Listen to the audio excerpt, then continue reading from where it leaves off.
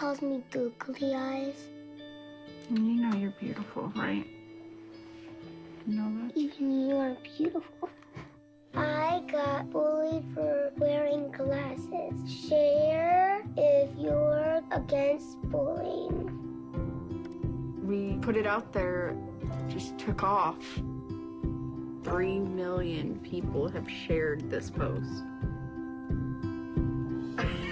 Don't let bullies get you down. I stand with you. My whole family's wearing glasses. I wear glasses and I'm proud. I even have the army on my team. All the kind comments brought my child joy. I don't feel thank you is enough. Thanks.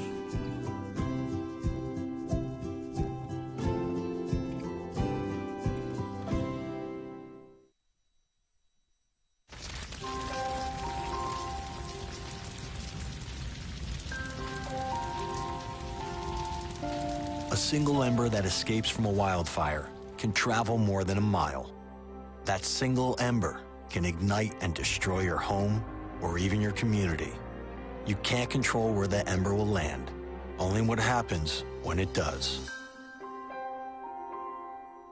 Get Fire Adapted now at fireadapted.org. I wanted to find a bank with a purpose. I wanted to find a place that would take my money and not use it to cause the financial crisis, but to fix the financial crisis and to help end income inequality.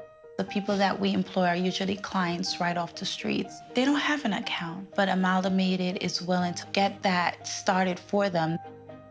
Their reputation of supporting the working man, I think, speaks for itself. This is a bank that cares for their customers, and I appreciate that. We were able to access a construction loan through the bank's programs, and that loan has helped us house 28 families in the community. Amalgamated is a bank that was started for and about working people. Many of our customers have a deep commitment to advocating for social and economic justice. We share that commitment, and we're not afraid to stand up and say that we need to change some of the way that the country does business.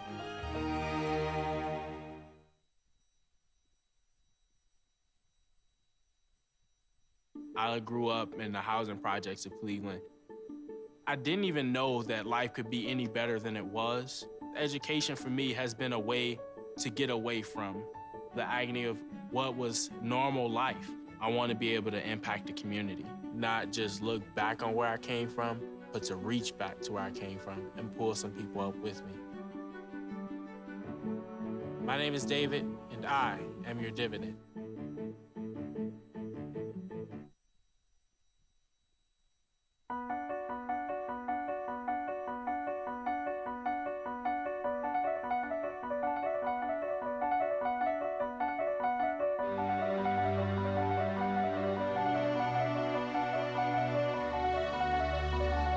The most important issue on this planet right now is to protect and conserve biodiversity in the world's oceans.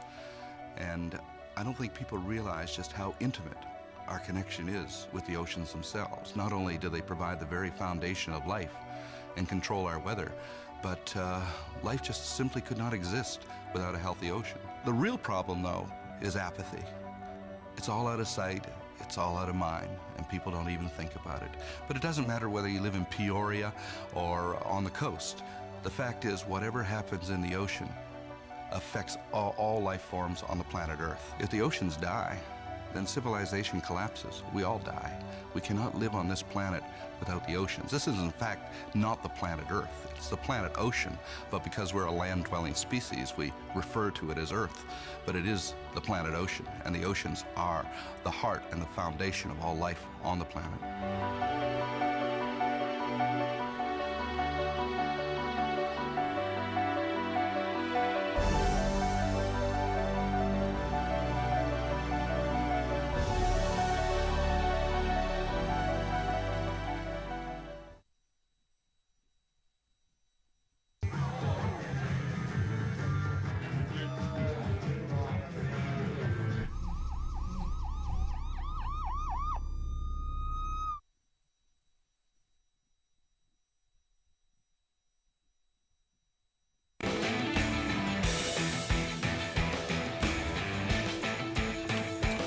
Okay, here we go, folks. We are winding up the week here with a big Bill Press show for this Friday, May 20.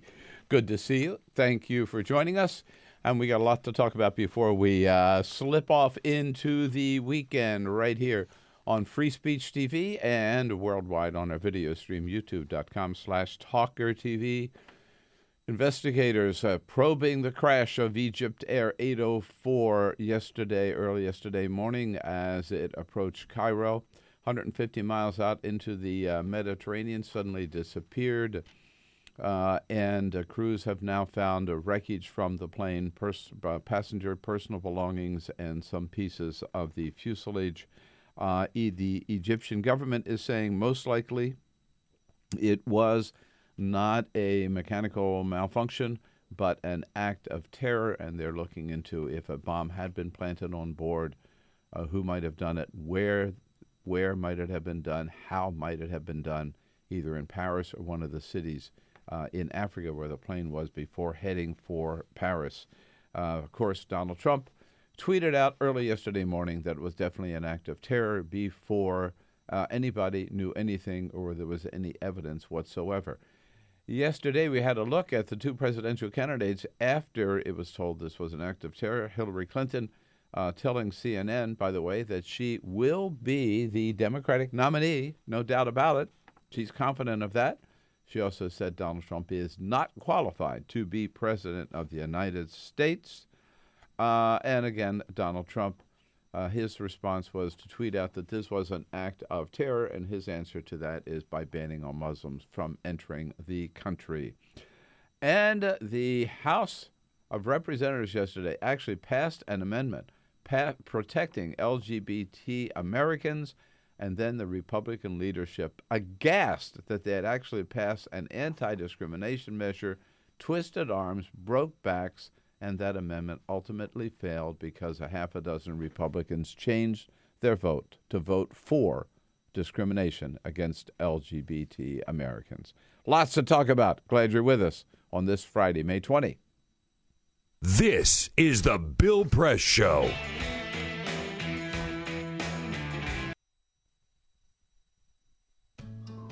You wouldn't let money just blow out of your house. So when your AC or heater is on, make sure the doors, windows, and fireplace flue are shut tight. If you're headed out, turn down the AC or lower the heat by 10 degrees. And always keep your water heater set at 120.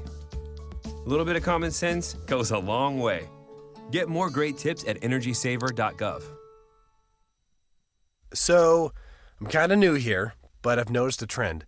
My human does this funny thing where she goes around and gets all my toys, and then she hides them in that basket by the door. You know, but it's always the same basket, and it's always in the same place. And then she acts so surprised when I find them, but, you know, she's putting them in the same basket. Again. It's like, hello? That's where you put it last time. You were the worst at hide and go seek.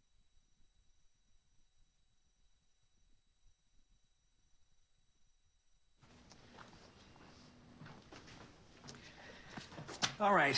I know this isn't any fun to talk about, but we should. Okay. So who's going to do what? I'll pack the dead batteries. Great. I'll only put what I don't need into a duffel bag. Perfect. That's totally unhelpful. No problem. Meanwhile, I will try to comfort everyone by speaking in a calm voice. And I'll try to get the generator going without any gas. Oh, let's not forget the cell phones, which probably won't work. Right. And who is going to handle supplies? I can forget to do a list for us. Thanks, pal. Well, I think we couldn't be any less prepared. I'm proud of you guys. Talk to your kids about who to call, where to meet, what to pack. Visit ready.gov/kids for tips and information. It's on us to stop sexual assault. To get in the way before it happens. To get a friend home safe. And to not blame the victim. It's on us. To look out for each other. To not look the other way. It's on us to stand up. To step in. To take responsibility. It's on us all of us, to stop sexual assault. Learn how and take the pledge at itsonus.org.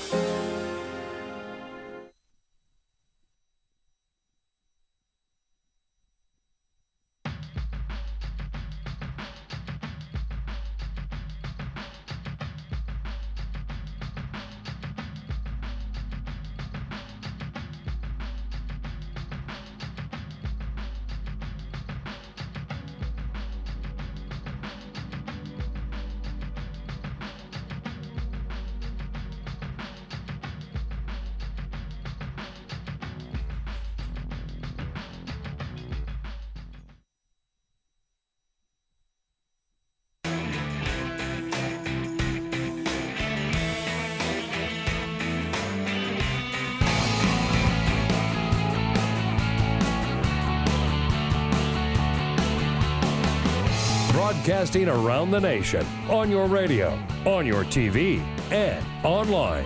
This is The Bill Press Show. Donald Trump is not qualified to be president. So says Hillary Clinton yesterday on CNN. She got that right. Hello, everybody. What do you say? No ifs, ands, or buts about that one. Great to see you today. Uh-oh. What am I doing here? It's man. Friday. Oh, yes, indeed. I guess I get stuck with another Friday, May 20. And even though you don't hear from me much on a Friday, Friday's still our favorite day around the Bill Press Show. Good job, Jamie. We all did our job today. We're 3 in a row. I got them all 3 this time. Nice job. God, yes, I'm telling you. Off to a good start here. The Bill Press Show on Friday, May 20. Hello, hello, hello. Great to see you. And so much going on so many different fronts to talk about, bringing you up to date on the latest on Egypt Air 804. Both Hillary Clinton and Donald Trump speaking out yesterday. A good chance to see a pretty stark contrast between the two. Donald Trump going over also to New Jersey last night to help Chris Christie retire his entire campaign event in one night, so they say. Not sure about that. And then the House of Representatives, Republicans almost made a huge mistake. Republicans almost voted to protect LGBT Americans. Once they realized what they had done, 7 Republicans quickly changed their votes so they could stick where the Republican Party always has been, the party of discrimination and intolerance. But it was close for a while. It was, they almost actually came out against discrimination, but Paul Ryan saved the day. They wouldn't let that happen. No, they wouldn't let that happen. So all of that to talk about, and you are going to want to weigh in on it. We know, so we've made it easy for you. Give us a call at 866-55-PRESS. Send us your comments on Twitter at BP Show and on Facebook at facebook.com/Bill Press Show. Here we go, Peter Ogburn and Jamie Benson. Well, good to be with you, Bill. Thank you, Bernie. Good morning. Yes, feel the bone. With Ray Rogers on the phones at 866-55-PRESS. Remember Cyprian Bolding, also our videographer. And we're on camera already this morning, thanks to Cyprian. Last Sunday night, an entire hour of tribute on 60 Minutes to Morley Safer, who had announced that he was retiring after, I forget how many years, like the entire life of 60 Minutes. He'd been part of it. And sadly, yesterday, Morley Safer passed away. So just gets all the kudos for retirement and a great, great career. And then 4 days later, it's gone. It's a guy who lived to work. Yeah, he did. I mean, he clearly loved his job. Yeah. And there's so many great clips of his career. This is one that we thought was fun. He did some great interviews and some wacky interviews. This is back in 1979 with Katharine Hepburn. Talk about two legends. But then he was just sort of a young pup reporter. She was the grande dame of American filmed them. I don't believe in lists, but every time somebody compiles a list of the most admired women, there's Katharine Hepburn. Yes, but this becomes the style. It doesn't mean much, does it? That voice. No, but there's got to be something there. Well, all my contemporaries have died off, so what's left? I'm in a safe group. Haven't got this romantic feeling about age. I think we rot away, and it's too goddamn bad we do. You know, somebody, a friend of mine called someone. She said to me, "How do I feel?" I said, "Oh, I'm all right." She said, "I called a friend of mine and said, how do you feel?" And there was a long pause, and the woman said, "Well, I feel fine if you don't ask for details." That's great. But, you know, I was thinking, I mean, he is the last of an old school. 100%. He is the Walter Cronkite, Edward R. Murrow, Andy Rooney school of television. And the difference is they all came from journalism. Yep.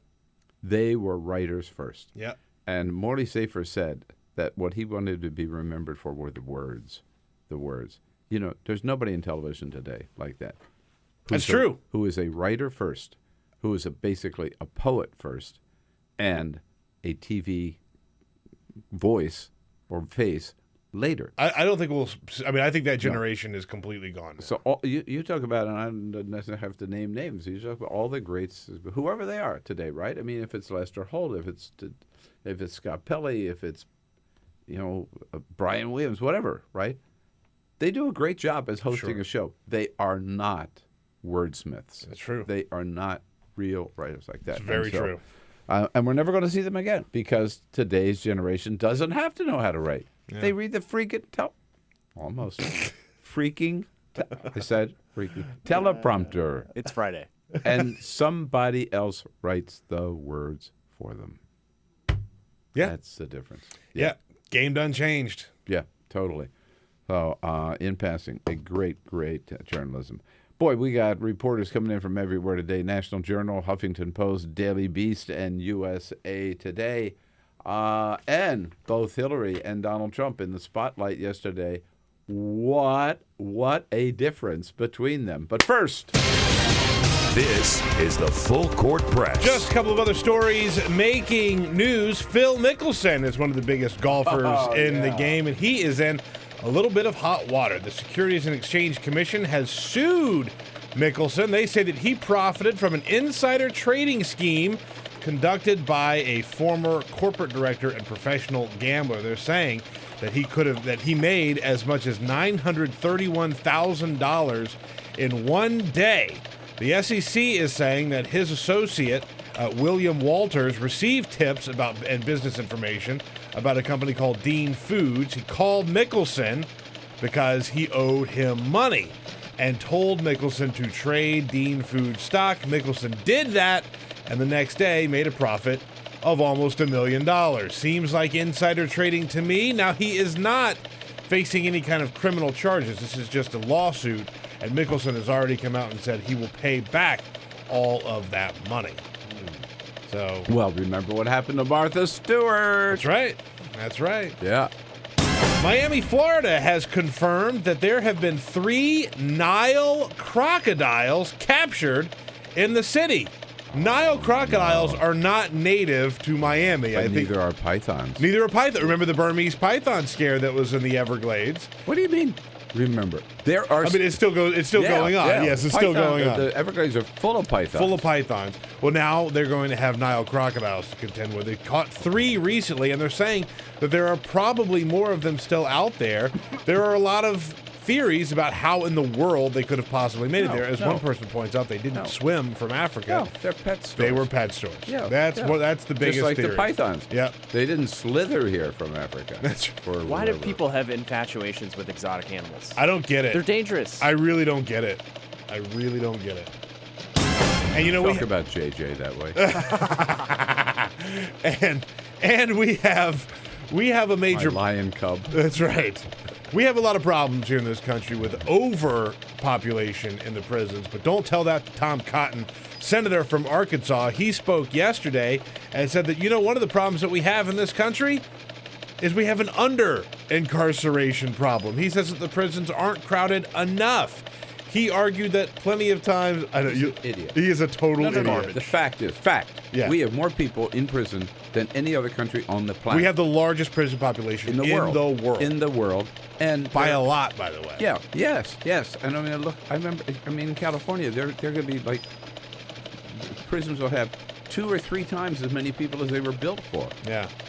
Well, he doesn't. He thinks that there aren't enough people. So what's his solution? Build more prisons? Yeah. As a matter of fact, yes. He thinks that we should build more prisons And put more people in jail. and get rid of these reduced sentencing. We're talking about that. Right. He thinks that's a terrible idea.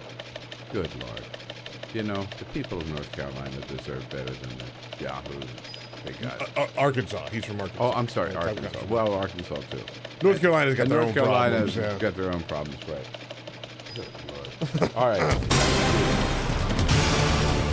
Yes, indeed. Just quickly, the latest on the investigation to Egypt Air Flight 804 that crashed into the Mediterranean yesterday. Now it is generally assumed, although not yet confirmed, that it was an act of terror. Somehow somebody was able to probably plant an explosive on that plane. We don't know whether it was one of these bombs that are inside of a laptop, which seems to be the latest threat, or inside of a soda can, like the bomb that brought down that Russian airplane over the Sinai Peninsula a couple of years ago. And they don't know where it originated, how it got on the plane, whether it happened at Charles de Gaulle Airport.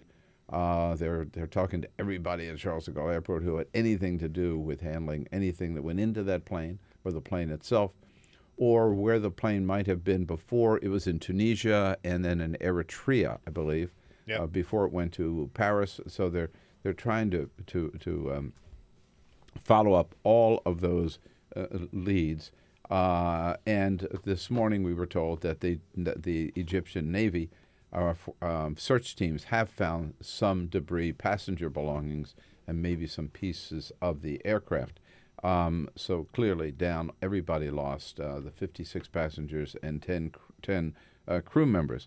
So, but yesterday was really kind of I thought a game changer. It was really almost, in a sense, a perfect storm looking ahead at this election, because you had, let's assume, which everybody does really, an act of terror, and the same day you had Hillary Clinton, the Democratic frontrunner, in a long interview on CNN with Chris Cuomo, and Donald Trump on Twitter and at a big fundraiser for Chris Christie last night. So we had a chance to see terrorism and the two candidates, one of whom is most likely to be the next president of the United States.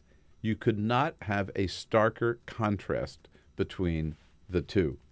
So Donald Trump's response to the news that Egypt Air 804 might have been lost in the Mediterranean first was yesterday morning at 6:42 a.m. East Coast time, still in his pajamas, I guess. I don't know. He's tweeting. He tweets out that this is clearly an act of terror and implies that Barack Obama and Hillary Clinton are responsible for it, before there is any evidence, before any official in any government or any aviation expert has said this is an act of terror. Donald Trump claims that it is, asserts that it is, announces that it is. Yeah, just says it. This is terrorism. Just total hothead. No evidence whatsoever. No facts whatsoever. And then last night at a fundraiser for Chris Christie, you can see how carefully the man who wants to be the next president of the United States chooses his words. A plane got blown out of the sky. And if anybody thinks it wasn't blown out of the sky, you're 100% wrong, folks, okay? You're 100% wrong. And he went on to say, that's so infuriating. Yeah, just hear him. He says, I don't know. It's this huckster. And anyway, and of course, Hillary Clinton, if we had a foreign policy, this would never, a strong foreign policy, this would never happen, because this is because of radical Islamic terrorism, and she won't even say the 3 words. So Donald Trump's answer is, I'm qualified to be president of the United States I'm an expert in foreign policy because I'm willing to say 3 words: radical Islamic terrorism. All right. Let me tell you, I just said them twice. It doesn't make me an expert in foreign policy. So contrast Hillary asked about this by Chris Cuomo on CNN. Well, Chris, it does appear that it was an act of terrorism. Exactly how, of course, the investigation will have to determine.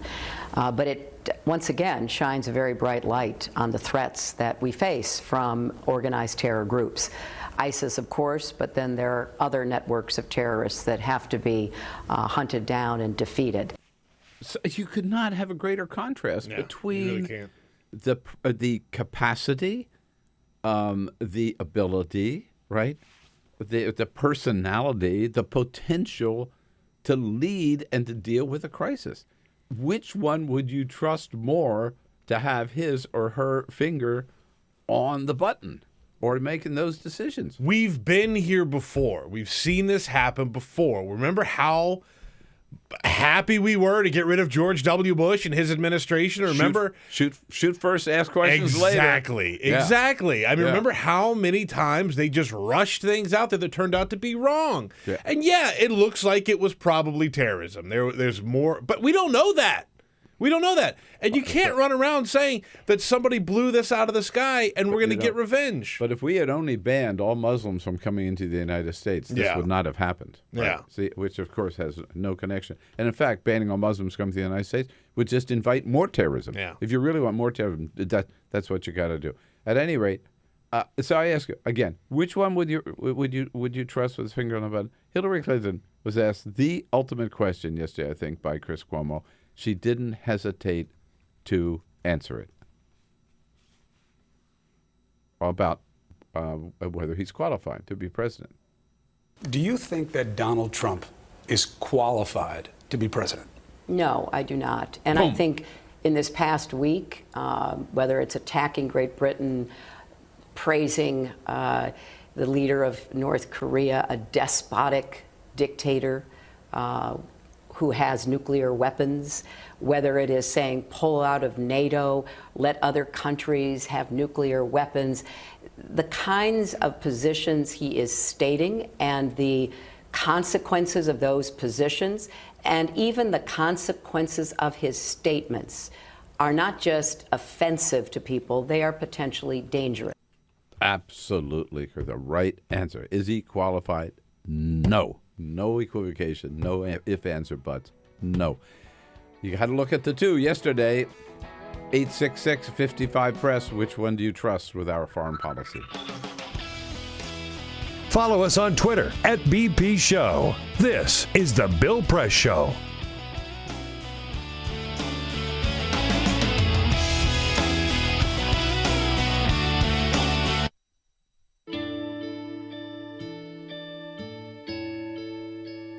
Calls me googly eyes. You know you're beautiful, right? You know that? Even you are beautiful. I got bullied for wearing glasses. Share if you're against bullying. We put it out there, just took off. 3 million people have shared this post. Don't let bullies get you down. I stand with you. The whole family's wearing glasses. I wear glasses and I'm proud. I even have the army on my team. All the kind comments brought my child joy. I don't feel thank you is enough. That's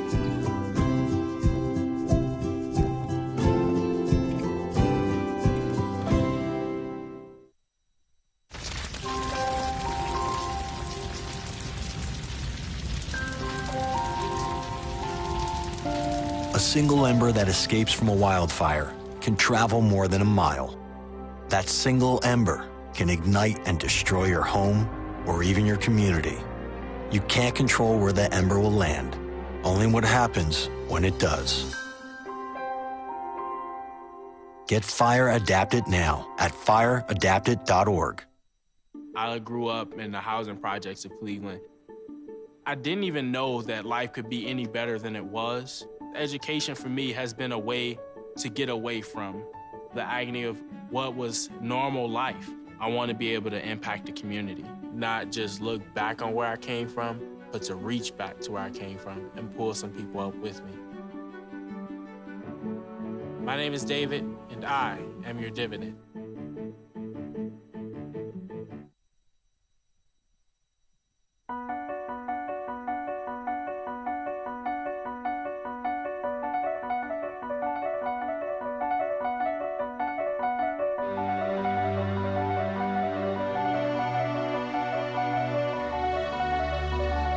The most important issue on this planet right now is to protect and conserve biodiversity in the world's oceans. And I don't think people realize just how intimate our connection is with the oceans themselves. Not only do they provide the very foundation of life and control our weather, but life just simply could not exist without a healthy ocean. The real problem, though, is apathy. It's all out of sight. It's all out of mind, and people don't even think about it. But it doesn't matter whether you live in Peoria or on the coast. The fact is, whatever happens in the ocean affects all life forms on the planet Earth. If the oceans die, then civilization collapses. We all die. We cannot live on this planet without the oceans. This is, in fact, not the planet Earth. It's the planet ocean, but because we're a land-dwelling species, we refer to it as Earth. But it is the planet ocean, and the oceans are the heart and the foundation of all life on the planet.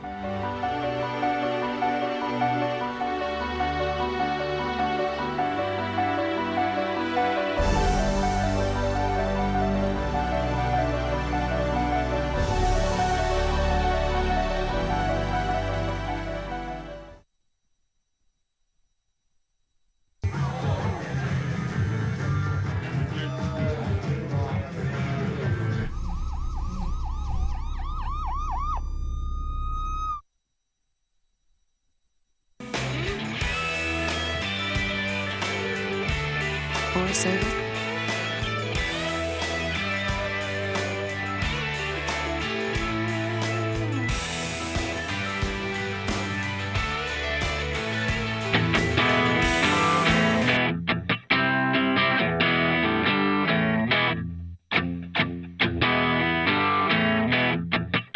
This is the Bill Press Show. Here we go on a Friday, May 20. By the way, I just, during the break, saw a headline that Pope Francis yesterday said that rich people who exploit the poor are bloodsuckers. Yeah. Bernie Sanders could not have said it any better. In fact, when people ask me about, who Bernie might pick as a vice presidential running mate, I think Francis would be. Can you see? Bernie and Francis. Yeah, Bernie It would and be Francis. like Ben and Jerry. Perfect. Bern and Francis. Another team, man. That would be The chosen ticket. The chosen ticket, indeed. Yes, we'll come back. We'll take a quick break here at the half and then come back. And again, I was sorry about that tangent, but this is serious stuff. You could not have a more serious event than an act of terrorism, and you could not have a better insight yesterday into how Hillary Clinton or Donald Trump would handle such a serious issue. One of them is qualified, one of them is capable of doing it, and the other is definitely not. This is the Bill Press Show.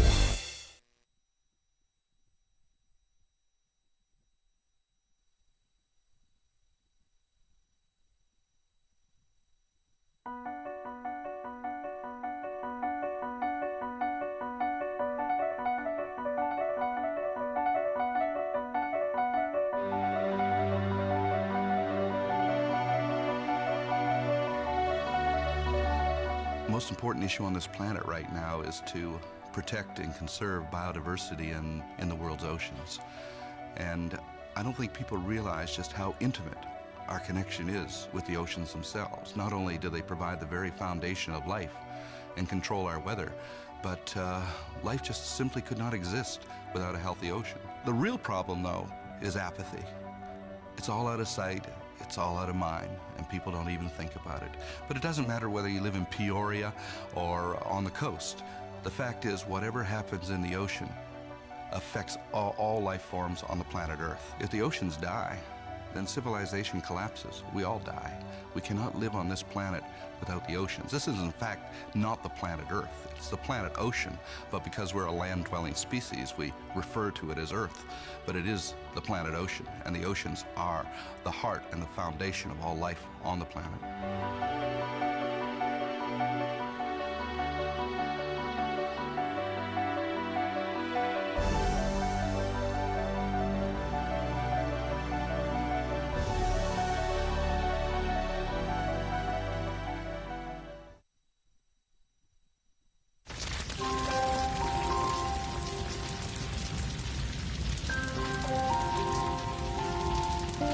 A single ember that escapes from a wildfire can travel more than a mile. That single ember can ignite and destroy your home or even your community. You can't control where the ember will land, only what happens when it does. Get Fire Adapted now at fireadapted.org. Columbine. Virginia Tech. Tucson. Aurora. Fort Hood. Oak Creek. Newtown. Newtown. Newtown. Newtown. How many more? How many more? How many more colleges? How many more classrooms? How many more movie theaters? How many more houses of faith? How many more shopping malls? How many more street corners? How many more? How many more? Enough. Enough. Enough. Enough. Demand a plan. Right now. As a mom. As a dad. As a friend. As a husband. As a wife. As an American. As an American. As an American. As a human being. For the children of Sandy Hook. Demand a plan. No more lists of names. It's not too soon. It's too late. Now is the time. Before we all know someone who loved someone on that list. No more lists. No more. Who they might have been. No more. If we had just done something yesterday. It's time. We can do better than this. We can do better than this. It's time. It's time. It's time for our leaders to act. Demand a plan. Right now. Right now. You! Demand it! Enough. Enough. Enough. Enough.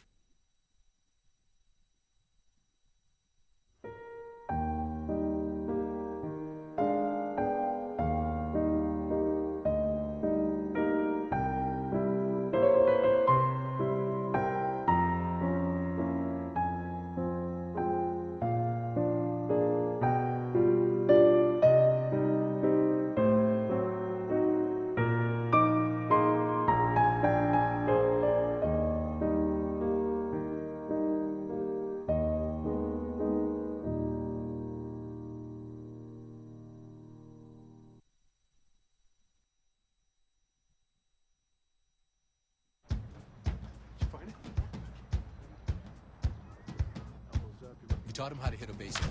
Just like that. Say hi! How to hit a receiver.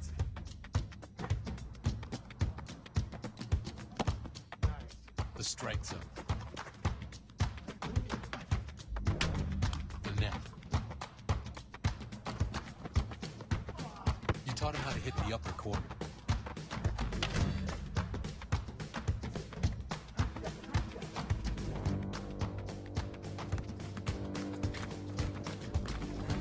You even taught him how to hit the open man. But how much time have you spent teaching him what not to hit?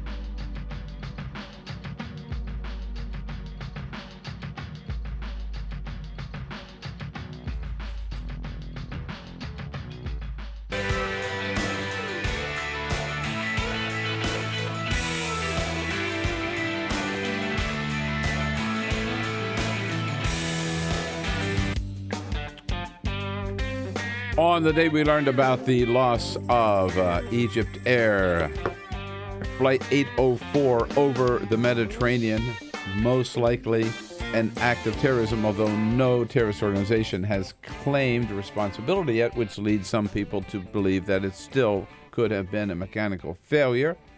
On that same day, both Hillary Clinton and Donald Trump spoke about it, and the contrast between how the two of them approached it is just stunning and makes so clear that one we could trust to keep her head in dealing with serious matters. Donald Trump, you could just not trust at all because he would just fly off the handle, and God knows what decision he would make only to regret it later. And they showed that in the way they responded yesterday. 866-55-PRESS, which one would you trust? Do you trust Donald Trump? Would you trust him? Only because he is willing to say the three words, radical Islamic terrorism. Of course, on ISIS, he's got the answer on ISIS too, right?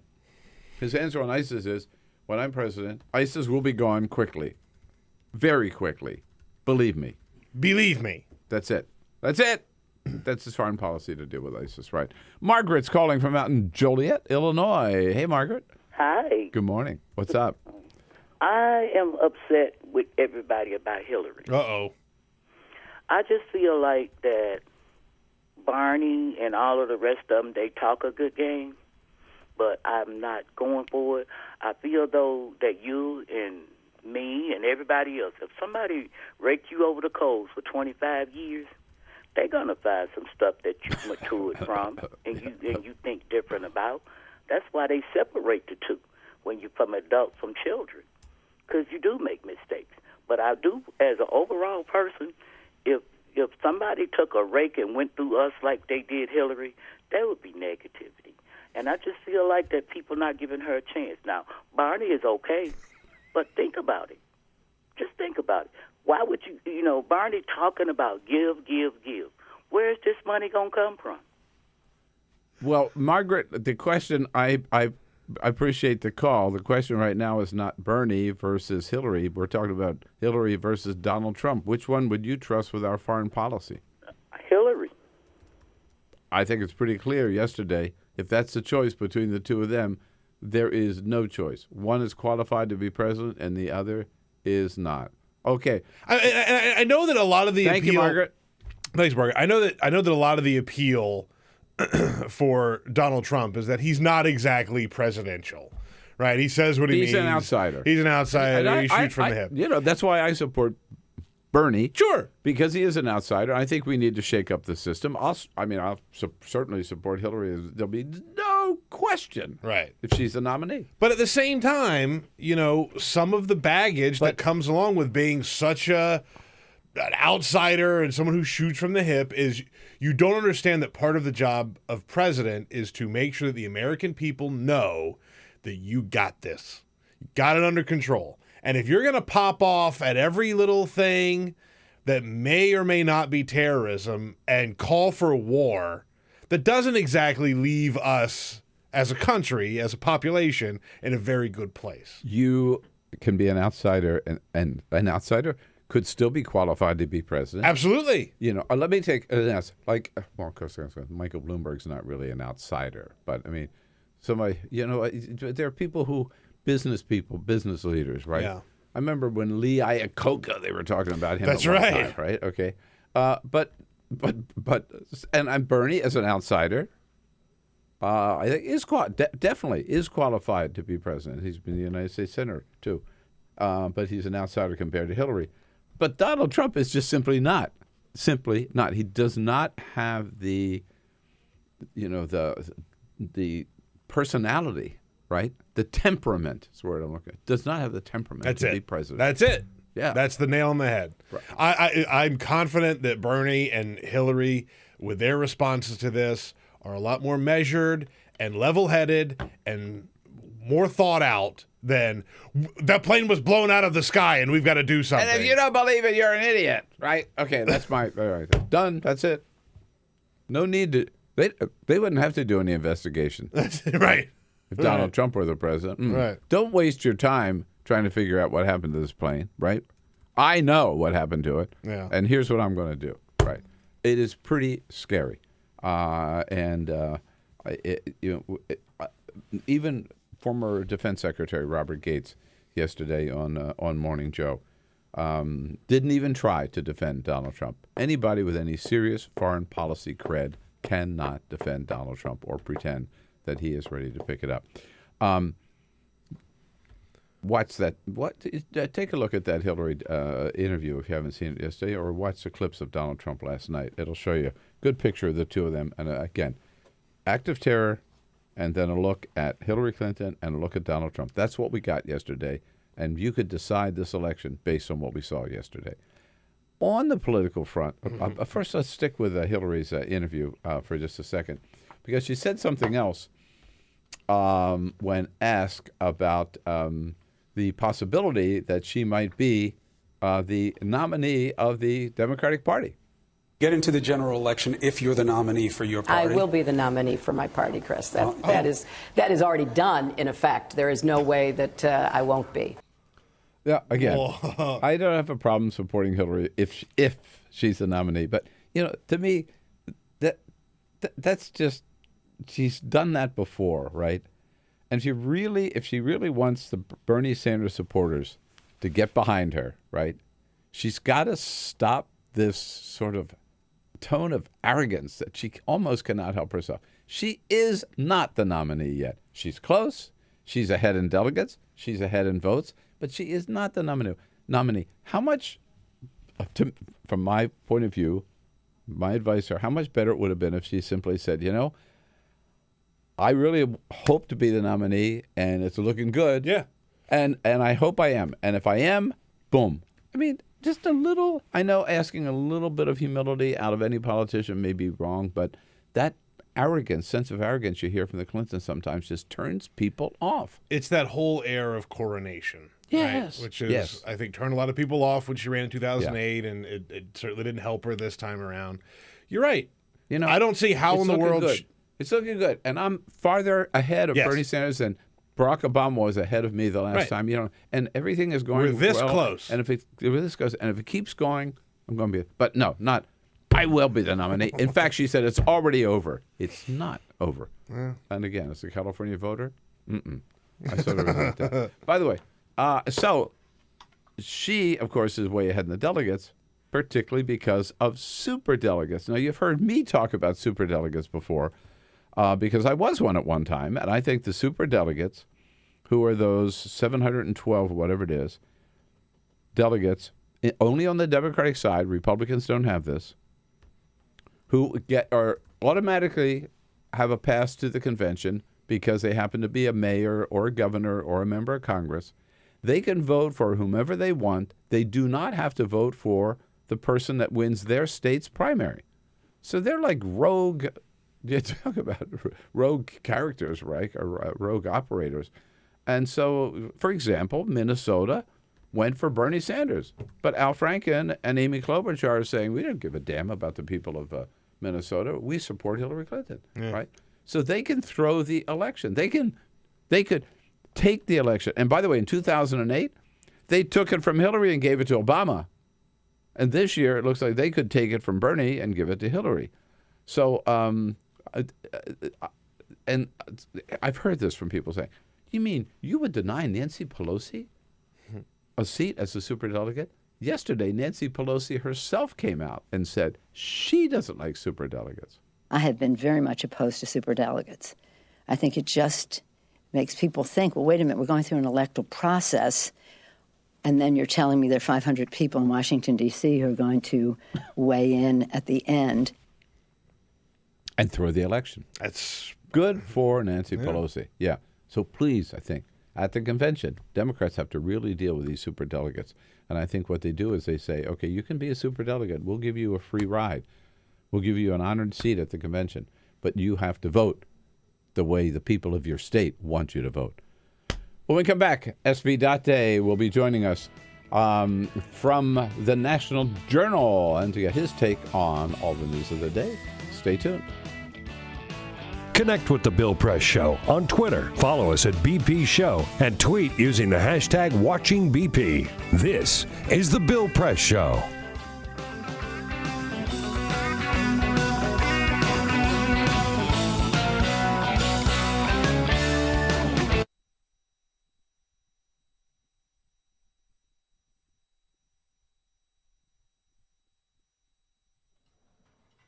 For my 6th birthday, my grandpa gave me a Rubik's Cube. I'll always be able to remember its edges, hold it in my hands, heft the weight of an overwhelming problem. I remember him telling me about it. How Rubik's Cube has 43 quintillion, 252 quadrillion, 3 trillion, 274 billion, 489,856,000 possibilities. He told me it can be really confusing sometimes. But to look at the center squares as a reminder of what color each side should be. Shift. We're celebrating his 50th wedding anniversary. He and Grandma are dancing a dance that only fragile legs and wrinkled hands know how to. That type of happiness took him 70 years to earn. The white side of the cube is solved. Shift. He tells me about how he met Grandma. His college friends had a sunset picnic. She was there, as beautiful as an unsolved puzzle. She was a red-headed scramble on an orange tile sky. Shift. The walls of the hospital are blue. The nurses explain that his memories had become jumbled. Strangers in family portraits, pictures with mismatched faces. Alzheimer's has made his mind into a Rubik's Cube. Shift. He's a highway patrolman. His car is white. No, it's blue. He worked there for 30 years. Some nights he still does. Time is a complicated algorithm. Shift. The pills he holds are yellow and red and green. The weight of their color causes his hand to drop.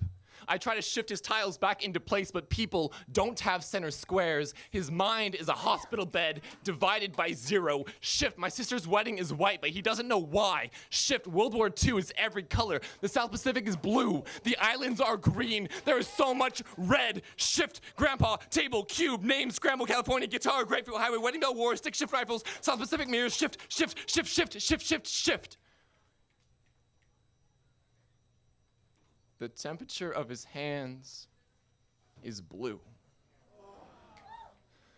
Death is colorless. I will always remember his edges. Hold him in my hands. Heft the weight of an overwhelming problem. I was unable to attend his funeral. I never found out the algorithm to solve him. A Rubik's Cube has over 43 quintillion possibilities. A casket only has one.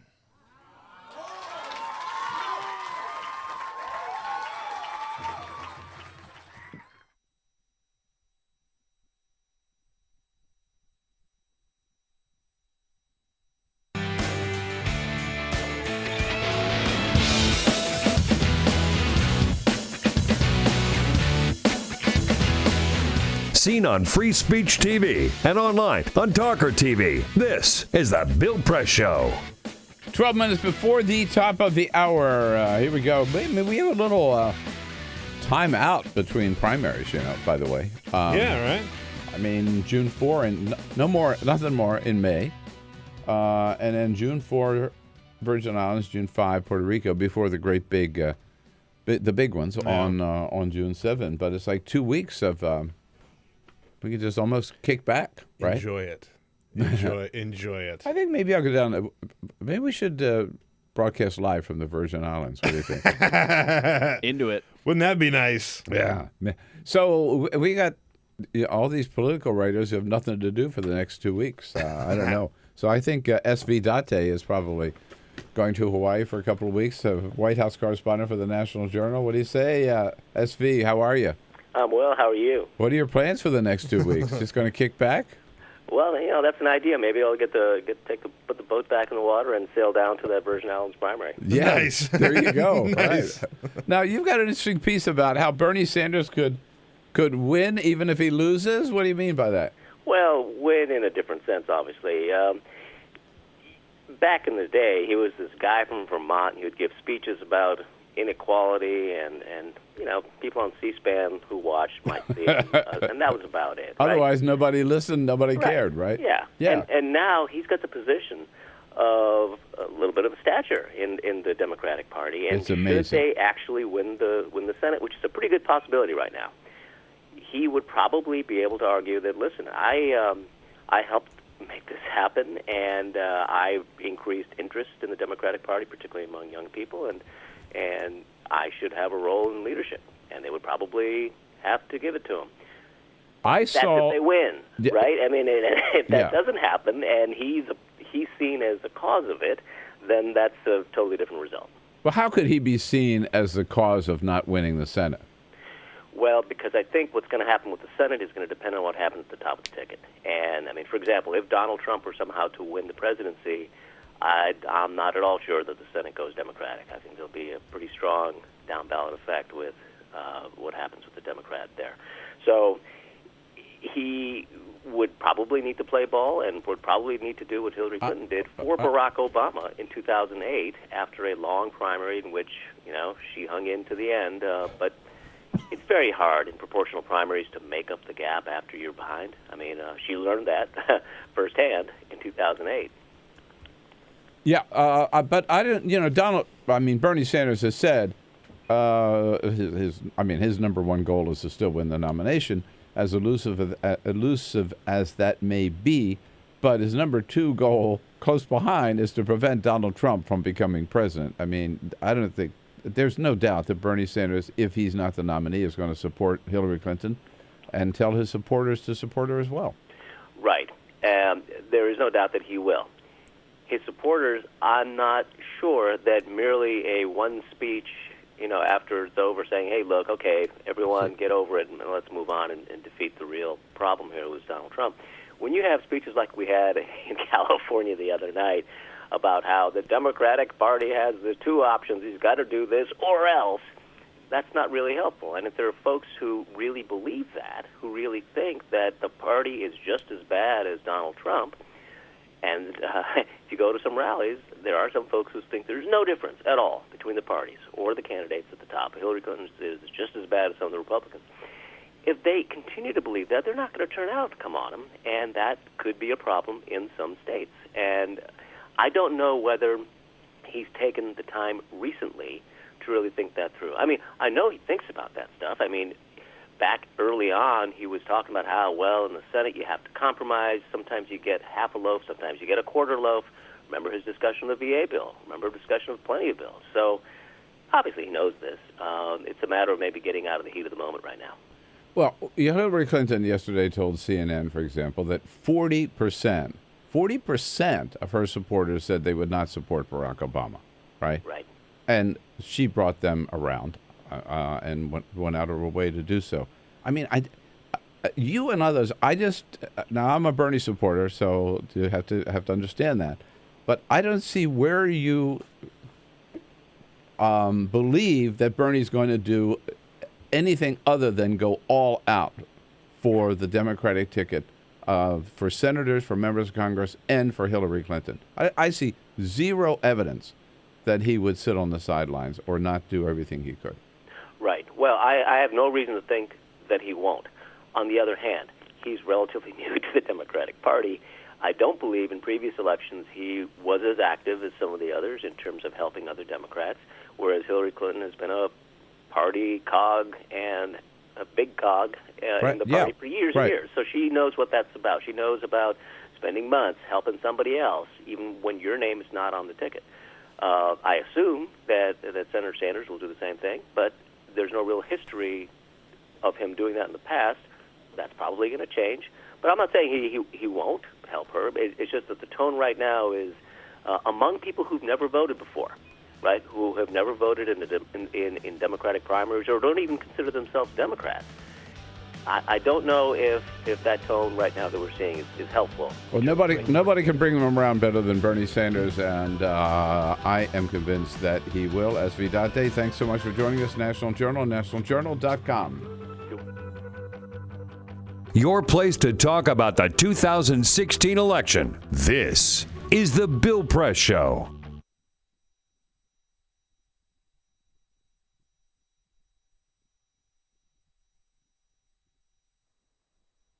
Every day when I was 5, my older sister would play teacher. Her students were me, my stuffed rabbit, and an American Girl doll. She'd line us up at the end of the bed and teach us whatever she'd learned in school that day. Now she teaches ESL at an elementary school in Boston, and every week she tells me stories about her students. Anna does not know how to read in Spanish, much less English, but she still wants to be a writer when she grows up. Juan chooses to stay inside and study at recess so that one day he'll be able to teach his own brother. These kids are good organs in a sick body. In 2001, No Child Left Behind gutted bilingual education. Students who have been in the country for 1 year are now expected to perform at grade level on standardized English tests. My sister is not allowed to instruct them in Spanish. If the kids don't jump high enough, the school loses money. Improving a school by picking its pockets is like tuning a guitar by ripping off the strings. Learning to read in a new language before you can even read in your own is like learning to walk while a pit bull is chasing you, like learning to sing with the conductor's fist down your throat. This year for my sister's birthday, I got books for her students, a poem on one page in Spanish, the next in English. She is not allowed to help them read the first. Their heritage is a banned book. Learning to read in a new language when you can't even read in your own is like trying to heal a burn victim by drowning them. We are telling these children who have spent their whole lives in the deep end that they'll learn how to swim if they just float out a little farther. In the 1980s, American slaughterhouses began building corrals in curves so no animals could see the blood at the end of the tracks. This is how we kept them moving forward. In 2001, we began building the hallways of our schools in curves. This is how we keep them moving forward. You never learn, you fail the test. You never learn, you fail the test. You never learn, you drop out. I know I am lucky enough to be one of the winners of this game. I was handed a head start and a rule book in my own tongue, but the winners of a rigged game should not get to write the rules. On the television, some senator preaches that throwing money at an urban school is like feeding caviar to your dog. They just won't know how to appreciate it. After all, if these parents can't take care of their own children, why should we? Well, tell that to Anna, who has my sister translate newsletters aloud to her father because he too was never taught how to read. Tell that to Juan, whose mother and baby brother are still in Guatemala, whose father works 3 jobs. My sister tells me school is the most stable place in these kids' lives. She has been a teacher since she was smaller than they are. But since when does being a teacher mean having to swear not to help? Since when does being a teacher mean having your hands tied while the schoolhouse burns to the ground? We are leading these children along a track built in circles as their lungs fill with smoke, telling them it is their fault. They can't find a way out. Dylan Garrity from Slam MN.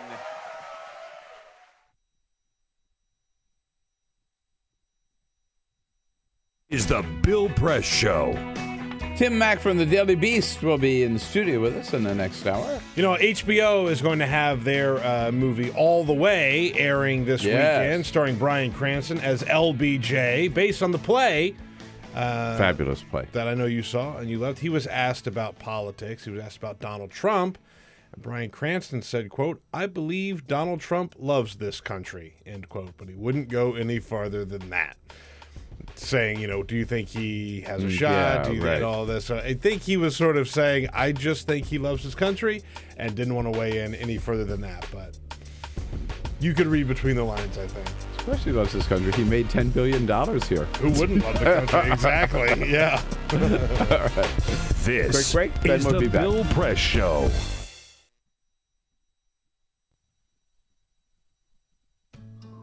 You wouldn't let money just blow out of your house. So when your AC or heater is on, make sure the doors, windows, and fireplace flue are shut tight. If you're headed out, turn down the AC or lower the heat by 10 degrees. And always keep your water heater set at 120. A little bit of common sense goes a long way. Get more great tips at energysaver.gov. So, I'm kind of new here, but I've noticed a trend. My human does this funny thing where she goes around and gets all my toys, and then she hides them in that basket by the door. You know, but it's always the same basket, and it's always in the same place. And then she acts so surprised when I find them, but, you know, she's putting them in the same basket. Again. It's like, hello, that's where you put it last time. You were the worst at hide and go seek.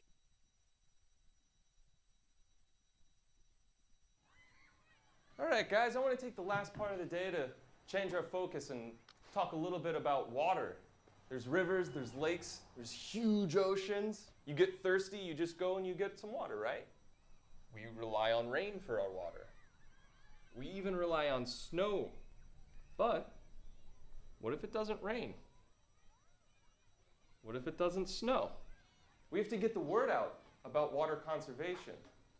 I want you to tell your parents, your friends, your neighbors, how important it is to save water. It's up to you guys to save the planet. All right?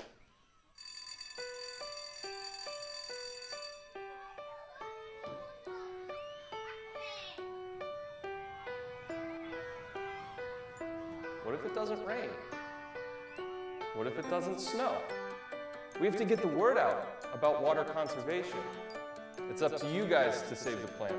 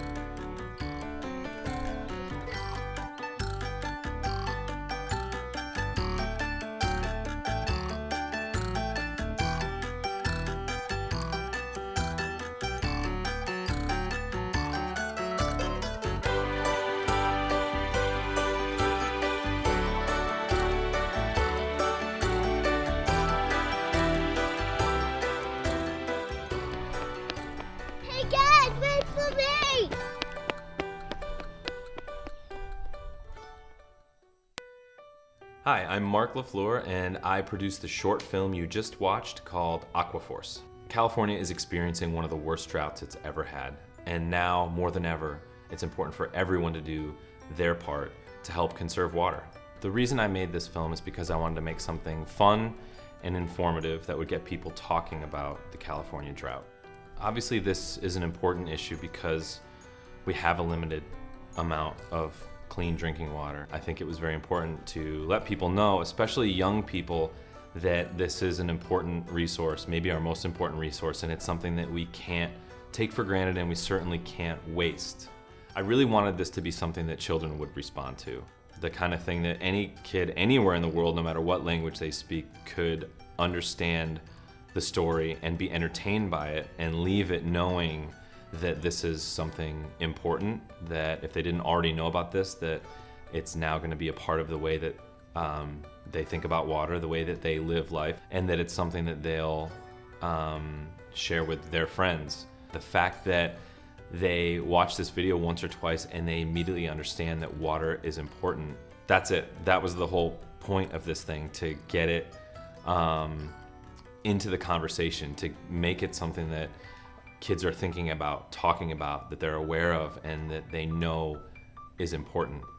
This project was self-funded, so we relied on the support of our community to make it happen. It was pretty amazing to just have our neighbors, our friends, and our coworkers come together and volunteer their time and their homes and their kids to make this thing happen.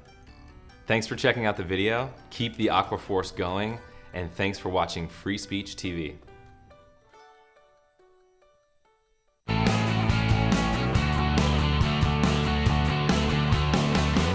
Broadcasting around the nation, on your radio, on your TV, and online. This is The Bill Press Show. Is Donald Trump qualified to be president of the United States? Hell no, says Hillary. Well, she didn't say hell. Definitely said no. Hello, everybody. What do you say? It's Friday, May 20. Yep, it's a Friday, and I'm here on the Bill Press Show because this is the Bill Press Show, and it's great to see you this Friday. Thank you so much for being part of the program. We look forward to hearing from you about the issues of the day. We'll bring you up to date throughout the hour on the latest investigations. Some debris found from Egypt Air Flight 804.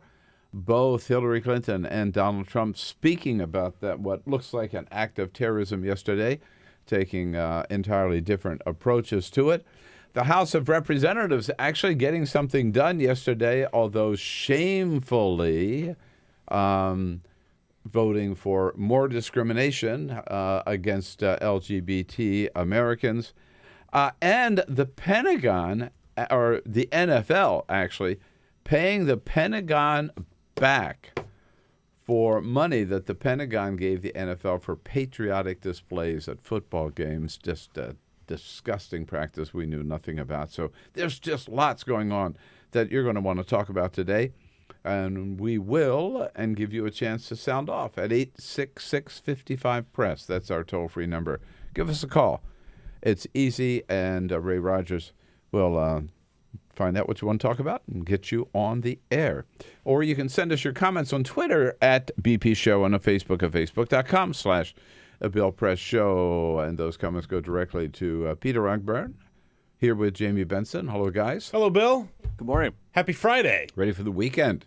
Yes, indeed. Boy, I am. Ray Rogers on the phones. She's there to take your calls at 866-55-PRESS. Ready for the weekend, but I'm going to be doing a little work this weekend on CNN with State of the Union with Jake Tapper. Oh, nice. Sunday morning. Cyprian Balding's got us looking good on Free Speech and TawkrTV, our video stream, and our videographer. And last night, Carol was a happy camper. The Nats have been in a little slump lately, and they were up in New York, and the Mets walloped them kind of two in a row, I think it was. But last night, the Nets bounced back. Did they ever, ending up 9-1? Here is Dave Ziegler on the road making the call. Harvey delivers, and a swing and a line drive left center field. On the run is Cespedes, the ball slicing, and it's by him. Gets by him and rolls all the way to the warning track. 2-run score. Revere's trying for third. Cabrera has it, and he'll hold on to it. Revere slides in with a triple. Ben Revere with his second triple of the year, and the Nationals lead it 9-1. No, the Mets got dogged. Ben Revere was 2 for his previous 36. He has 2 hits in this inning, and it is good night to the Dark Knight. Matt Harvey, there he goes. Yeah. You know, the Mets were the thorn in the side for the Nationals all season long last season. So this was the first series. Nats took 2 out of 3. They won last night. They won the night before. Oh, they did. They walloped them the night before, 7-1. And then 9-1 last night. They lost the first game. Okay, that's the first. So if we go all season long whipping up on the Mets, I'm fine with that. That will make up for last year. Yeah, when Carol was very excited. 9-1 last night. Kept telling me what the score was, right? We got lots going on here today. And we've got reporters coming in from Daily Beast, Huffington Post, and USA Today. But first, this is the Full Court Press. All right, Peter. Just a couple of other stories making news. A breakthrough study by the Planetary Science Institute in Tucson, Arizona. They took a look at what formed Mars. Right? This is kind of because we don't know a whole lot about Mars. We know that they thought that there was the existence of water on Mars is the most recent study. Well, this study says that Mars was formed by giant extraterrestrial tsunamis. Now, this all happened about 3.4 billion years ago, and they're saying that there were two tsunamis that created 100-foot high shore break waves on average, with some waves reaching as high as 400 feet tall. And that water, and the waves just sort of wiped everything to where it would be like a flat, barren wasteland on Mars. It's pretty interesting. It sees that big? Sees that big on Mars. And wow. now, just even a little bit of water we get excited about. So yeah, that's pretty interesting stuff. If you're in Pittsburgh and you take an Uber, there's a chance you could be in a self-driving car. A Ford Fusion Hybrid is on the road. You can actually get it as an Uber in Pittsburgh only. It's equipped with sensors, radars, laser scanners, and high-resolution cameras designed to work with mapping data to get you from point A to point B. It's in the very, very early days of testing. So don't expect that necessarily if you get an Uber, you're going to have a driverless car show up, but they are trying this out. So Pittsburgh, that's the place to give it a shot. I would never get in that car. Neither would I.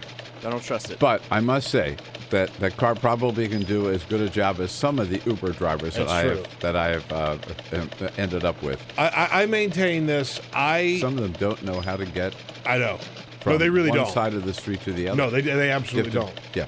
I have no problem riding in a self-driving car, but I'm not going to be the first person to ride in a self-driving car. I'll give it a couple of years to let them work out all of the kinks, and then I'll get it. Then if you get all the other cars and all pedestrians off the road, I might do it. Yeah, I'll hop in one.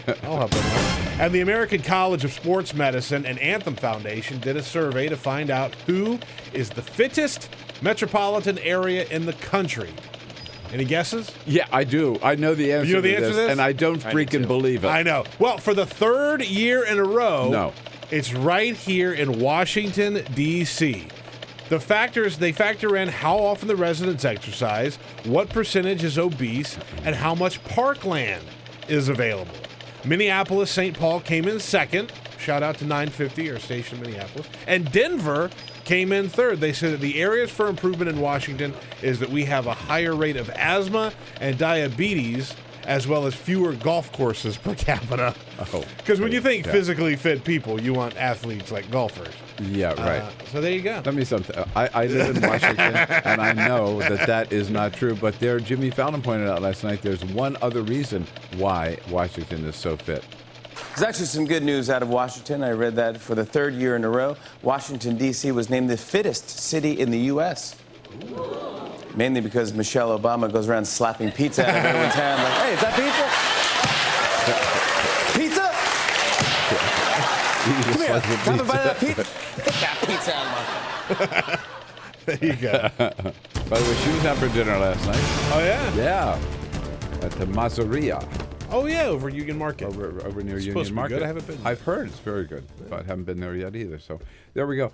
Hey, how about it? This Do-Nothing Congress actually got its butt in gear yesterday and took some action. Good in one case, and not so good in the other. Pretty embarrassing in the other. But just the fact that they're doing anything is stunning.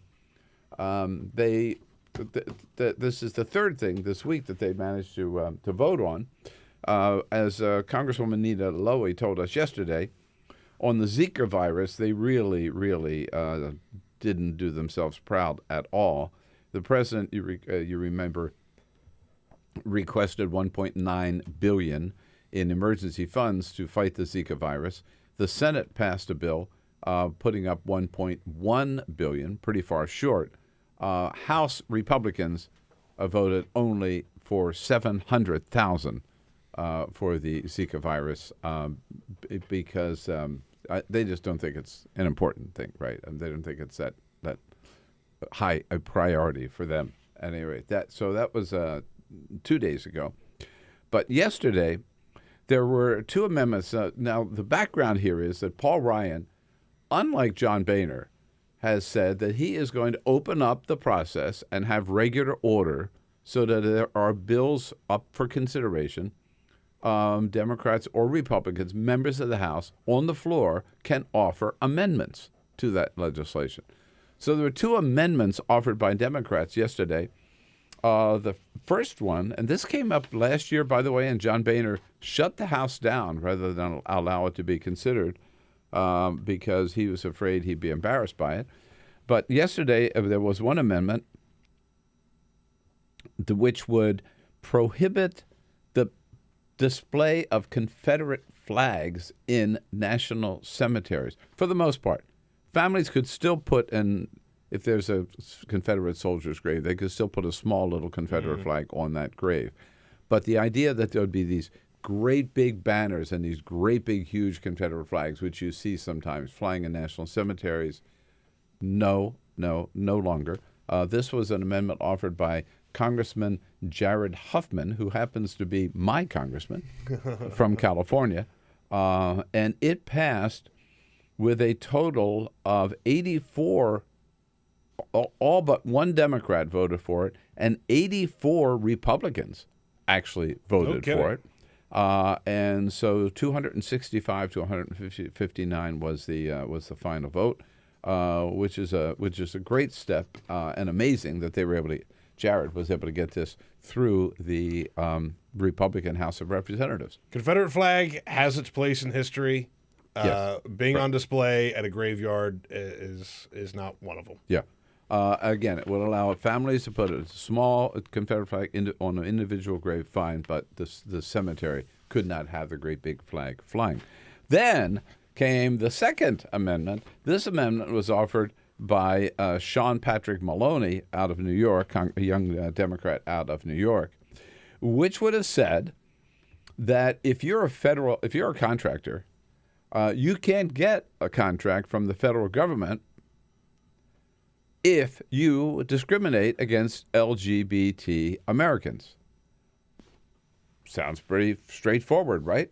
I mean, you can't get that contract if you discriminate against blacks, or if you discriminate against Jews, or if you discriminate against Muslims. So this amendment says you can't get it if you discriminate against LGBT Americans either. Well, that actually, believe it or not, got enough votes in the House of Representatives to pass it. The original vote, you need 217 votes to pass a measure in the House, and it got 217 votes, at which time the Republicans realized, oh my God, we actually did something pro-gay rights. Oh my Panic. God. Our base, the Tea Partiers, the right-wingers, the evangelicals are going to be so pissed off, so offended, we can't let that stand. And rather than announce a vote, which they always do, right away, right, boom, boom, boom, they kept it open while Kevin McCarthy, the majority leader, went around, I think it's the same, or maybe he's the whip, whatever, that went around and broke arms, literally, for 7 people, forced them to change their vote. And it ended up they only had 212 votes, and so the amendment, which had once passed, then failed. And it was chaos on the floor of the House. The Democrats just went bonkers, shouting, shame, shame, shame. Hey, folks, listen to this. This is not a Leicester soccer game, right? This is not a Donald Trump rally. This is the floor of the House of Representatives yesterday.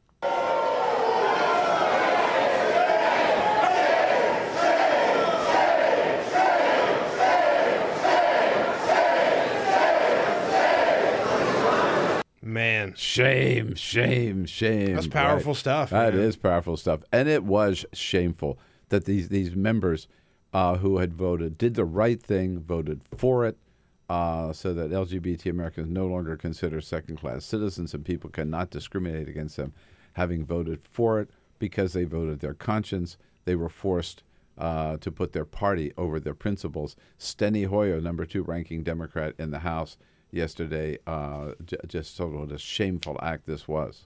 7 people who had voted not to allow discrimination decided perhaps that principle was not as important as they thought just a minute or so before. Just a disgusting show of cowardice on the part of the Republicans.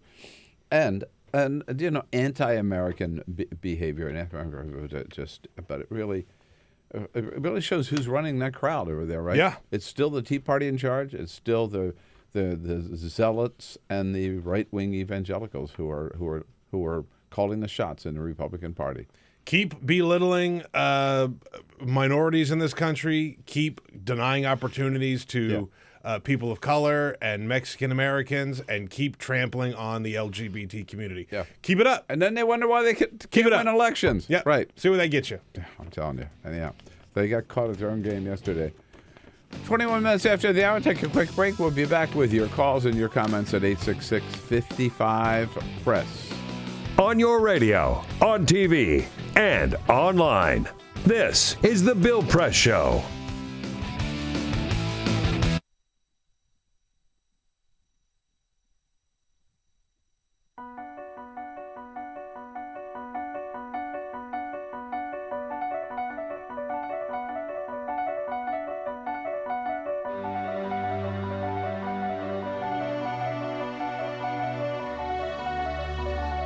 The most important issue on this planet right now is to protect and conserve biodiversity in the world's oceans. And I don't think people realize just how intimate our connection is with the oceans themselves. Not only do they provide the very foundation of life and control our weather, but life just simply could not exist without a healthy ocean. The real problem, though, is apathy. It's all out of sight. It's all out of mind, and people don't even think about it. But it doesn't matter whether you live in Peoria or on the coast. The fact is, whatever happens in the ocean affects all life forms on the planet Earth. If the oceans die, then civilization collapses. We all die. We cannot live on this planet without the oceans. This is, in fact, not the planet Earth. It's the planet ocean, but because we're a land-dwelling species, we refer to it as Earth. But it is the planet ocean, and the oceans are the heart and the foundation of all life on the planet.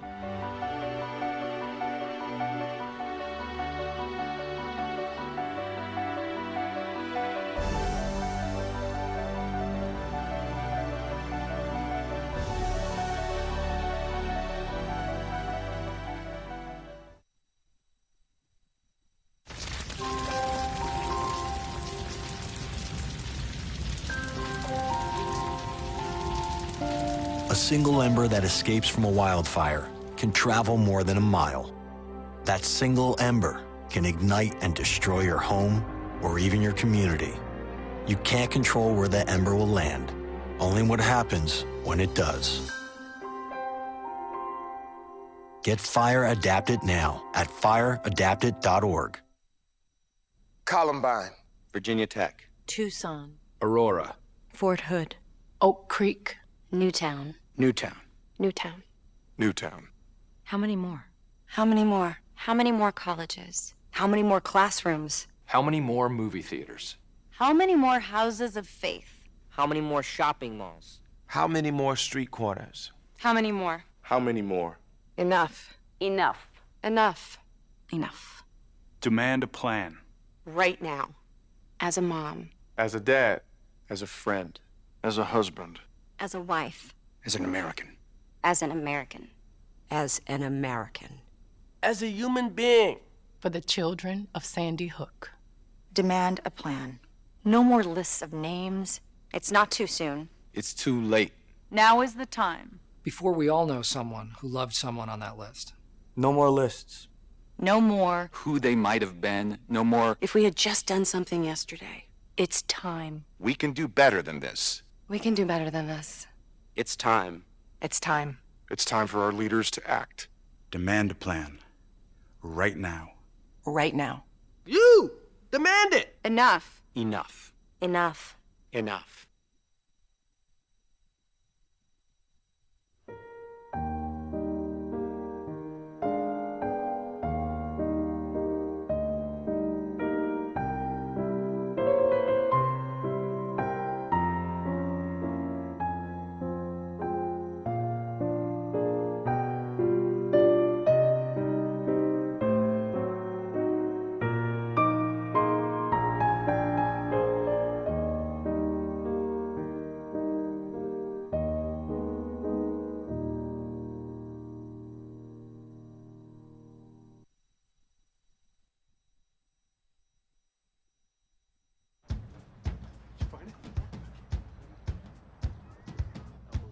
You taught him how to hit a baseball. Just like that. Say hi! How to hit a receiver.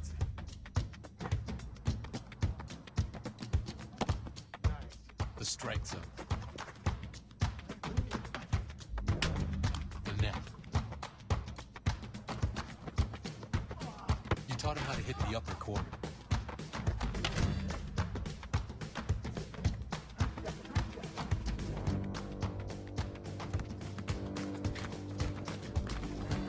You even taught him how to hit the open man.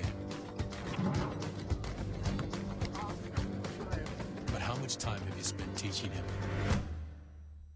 what not to hit?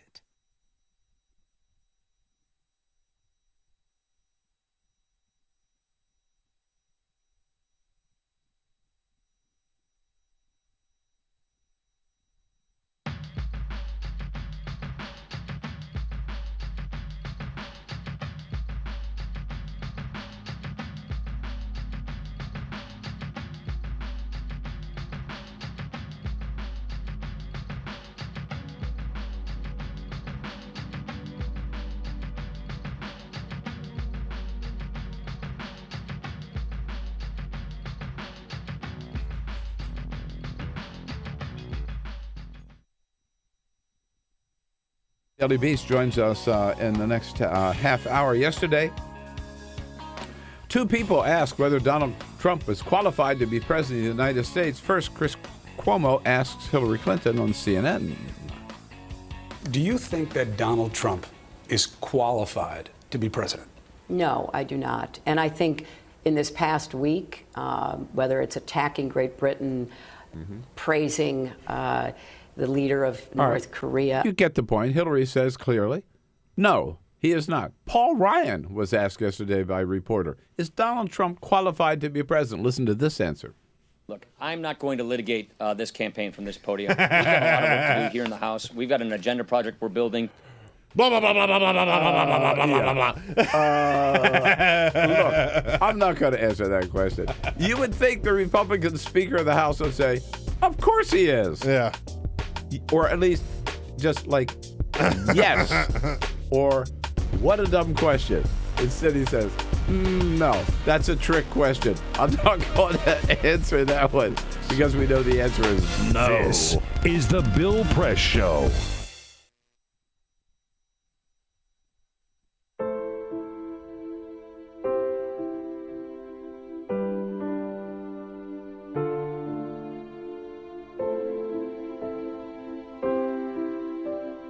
I have run these canyons for 6 million years.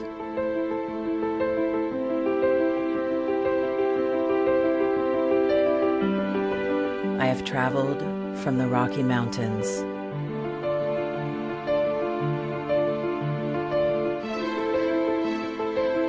to the deserts, through scorching heat and freezing cold, from the land of the dinosaurs to fields of food.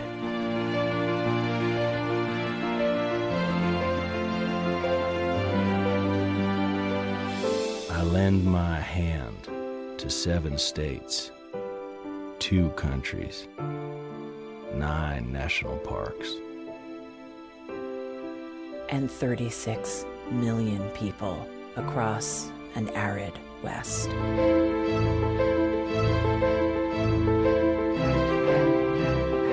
I am not the strongest or the largest, but I am the hardest working.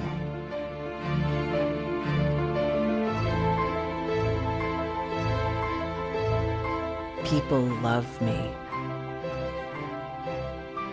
My playfulness, My beauty. my power.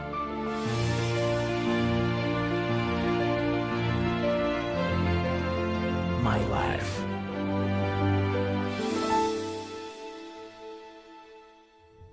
But I don't think I can offer any more.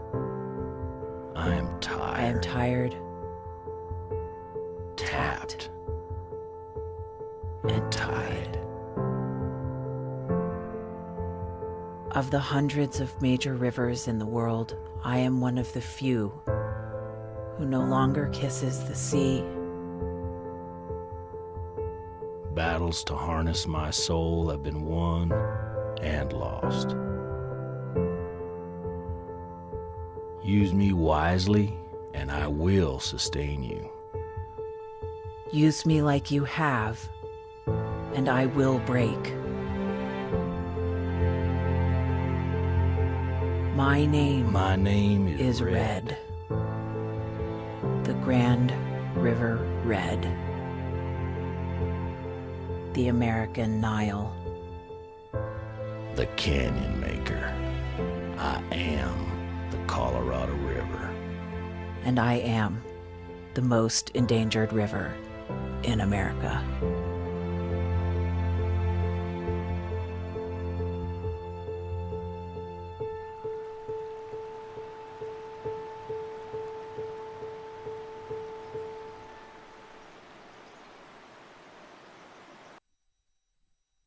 So, I'm kind of new here, but I've noticed a trend. My human does this funny thing where she goes around and gets all my toys, and then she hides them in that basket by the door. You know, but it's always the same basket, and it's always in the same place. And then she acts so surprised when I find them, but, you know, she's putting them in the same basket. Again. It's like, hello? That's where you put it last time. You were the worst at hide and go seek.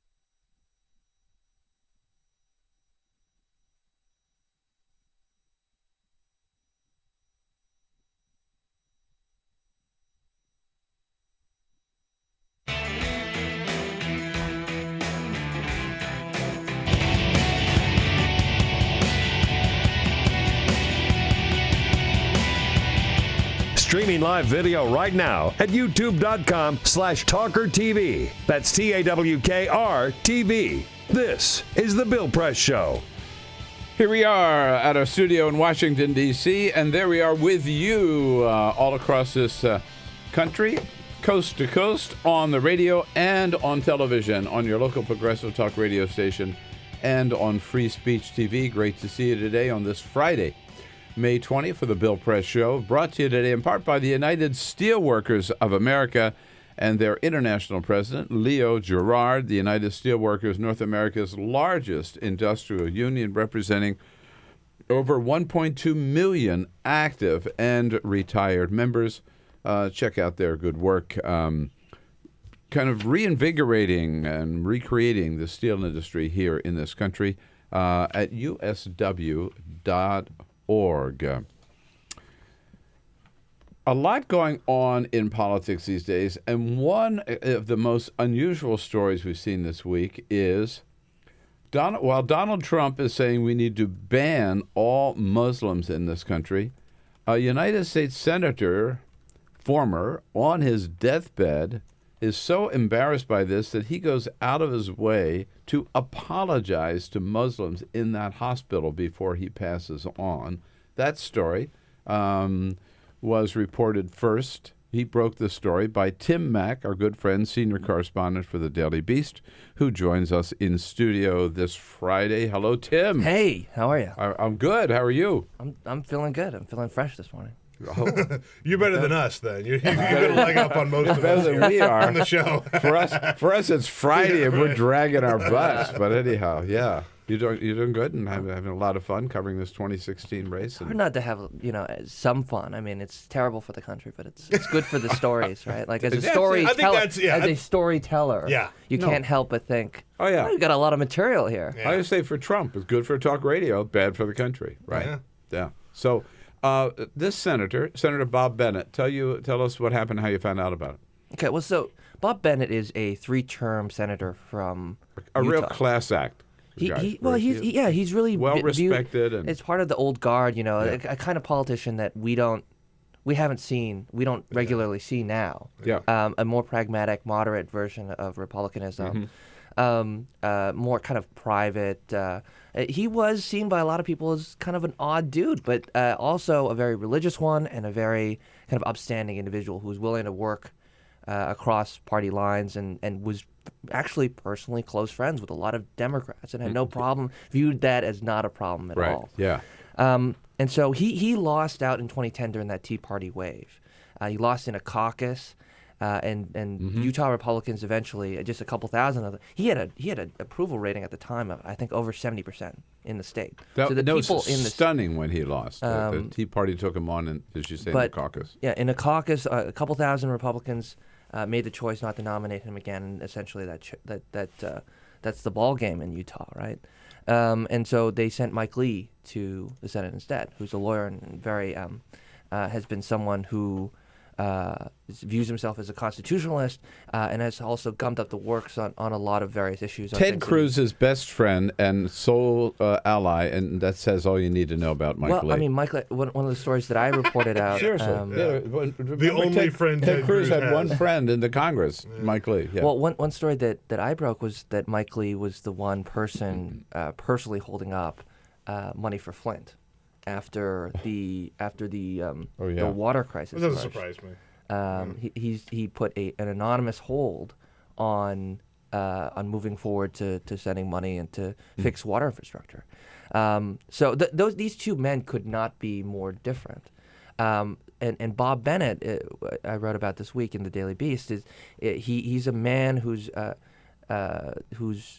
he's a Mormon guy and he's very religious. And one of the things about the Mormon experience, the Mormon Church has been very outspoken about respect for refugees. And one thing that he's been very ashamed about in his dying days, he's suffered with pancreatic cancer for over a year. One thing that really upset him was the way that Donald Trump talked about refugees and especially about Muslims.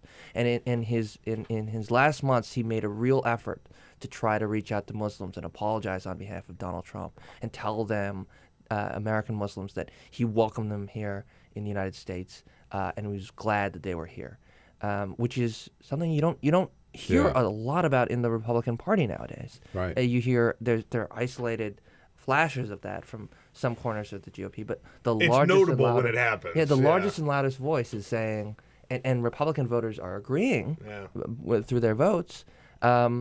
That at least a temporary ban or an outright ban of Muslims is necessary to protect this country. So here is, and you quote him in your story, Senator Bennett, the late Senator Bennett's son, Jim Bennett, talking about his dad at the hospital. He walked up to a woman who was wearing a hijab and said, "I appreciate the fact that you are in this country, and I'm grateful to have you here." How unusual. Right? She must have been blown away. I mean, imagine being a Muslim in this country, right? And not just from a Republican, but from anybody, right? That comes up and tells you, "I'm glad you're here. Thank you for being here." Like the amount of time, I mean, that's staggering that someone would even have that thought process. What a great gesture. And as you point out, and here again is Jim Bennett, that there was a fundamental root right behind this reaching out for him, which was his faith. I think he saw parallels in the history of the Mormon community and what's now going on in the Muslim community, the idea of being the outsider, of being persecuted. Yeah, so this idea, right, that, and the Mormons had that, their whole history as they fled, west to be able to practice their faith. And he identified right away with what's going on with Muslims today. Right, and it's Yeah. no coincidence that Donald Trump did very poorly as compared to Ted Cruz in Utah when the primaries moved there. Right, yeah. Is that the Mormon community, I think, sees in Donald Trump a real threat to this concept of religious liberty. And in fact, after the Muslim proposal was put forward, when Donald Trump said, "Hey, I'm going to propose a ban on all of them," the Mormon Church issued a very rare statement, weighing in on politics, saying that their founder was willing to die for anyone's religious freedom, regardless of denomination, and especially for the vulnerable and those who aren't able to fight for themselves. Now, speaking of Donald Trump, the big New York Times story which went on for pages and pages last Sunday, interviewing all these women who talked about inappropriate behavior toward them by Donald Trump. But you've interviewed some women who were close to Donald Trump who have a different experience, different point of view. Well, what I did was I went out and tried to find people who were victims of his bankruptcy proceedings, right? That people who had been injured at his casinos, for example, and would have filed and did file a personal injury lawsuit in order to claim some of that money back for pain and suffering, medical bills, that sort of thing. And what I found was very strange. What I found was when you call to these places in kind of New Jersey or New York, you find a lot of people who, despite their own personal pain and suffering, they love Donald Trump anyways. That they are willing to put aside the fact that they may have gotten tens of thousands, hundreds of thousands of dollars, and say, well, that aside, I love him. I want him to be president. I think he's what is necessary to make this country successful. And I found that really odd and a compelling story. Isn't And there- kind of is like there's a broader theme to this, right? There are a lot of yeah. people who would in fact suffer as a result of a Donald Trump presidency. You're willing to put that on the line. I was in Detroit during the primaries, and I spoke to someone who worked in the import business, worked in shipping as a mechanic, a veteran. And we had this long conversation. He said he loves Donald Trump. He's voting for Donald Trump. And I said, well, have you considered what it could do to your job if he were to put these tariffs on imports? That you could lose your job if he follows through on what he says he's going to do. If he starts a trade war, it could really affect your personal situation. He says, it doesn't matter to me. I don't care. I mean, he is what is necessary to make this country as a whole great. And so I think that there's these interesting stories to tell, and I tried to do that in some way.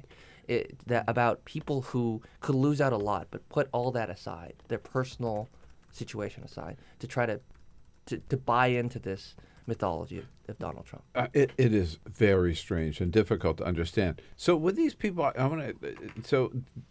they were injured on the job. Some of the women you were talking to, right? And They were injured. They were injured in the casino, right? So there's liability there as a result of personal injury. Right, but they still love and respect Donald Trump and support Donald Trump as their ultimate boss, right? And don't blame him for what happened. And they weren't employees of Trump. They were just people who were visiting the casino. Oh, I got it. Right, and so if you trip on some frayed carpeting, for example, so right? There's some liability there. Personal injury lawyers. But were they taken care of? I mean, were their claims? There were claims processed and paid off. So the first story, I mean, it's complicated and kind of you get into the legalese of it. But one woman, for example, filed a $100,000 claim, and I believe under ordinary circumstances would have been entitled to, if not the whole thing, then at least a large chunk of it. But because of the bankruptcy proceedings that were underway and the protection that affords large organizations, she got pennies on the dollar. Right? Yeah. Not even enough to cover the very first visit that her elbow was shattered, for example. Right? She's in constant pain to this day. Is in constant pain, but she tells me she still loves Trump. I mean, and the fact is, and you connect that all through, right? Yeah. Is that you can't divorce the fact that she didn't get a full payment from the business decisions that led to her, right? But she does not. She says, she says, Trump is a survivor. He did what he had to do.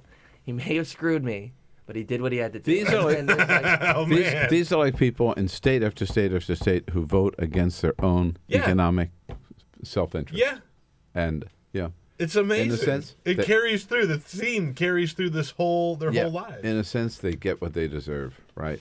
Tim Mack here from the Daily Beast. Join the conversation, 866-55-PRESS, a question about either Senator Bennett or a comment, or maybe a question or comment about Donald Trump.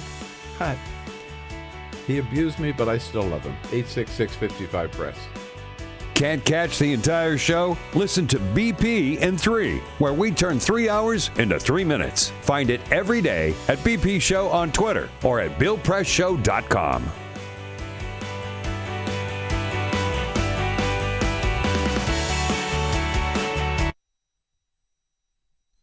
It's on us to stop sexual assault.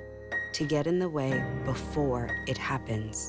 To get a friend home safe. And to not blame the victim. It's on us. To look out for each other. To not look the other way. It's on us to stand up. To step in. To take responsibility.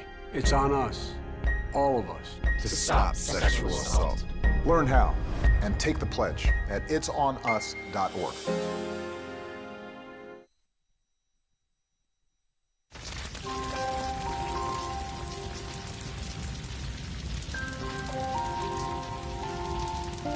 A single ember that escapes from a wildfire can travel more than a mile. That single ember can ignite and destroy your home or even your community. You can't control where that ember will land, only what happens when it does. Get Fire Adapted now at fireadapted.org. Columbine. Virginia Tech. Tucson. Aurora. Fort Hood. Oak Creek. Newtown. Newtown. Newtown. Newtown. How many more? How many more? How many more colleges? How many more classrooms? How many more movie theaters? How many more houses of faith? How many more shopping malls? How many more street corners? How many more? How many more? Enough. Enough. Enough. Enough. Demand a plan. Right now. As a mom. As a dad. As a friend. As a husband. As a wife. As an American.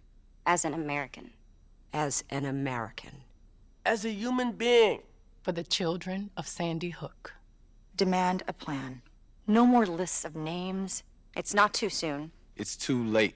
Now is the time. Before we all know someone who loved someone on that list. No more lists.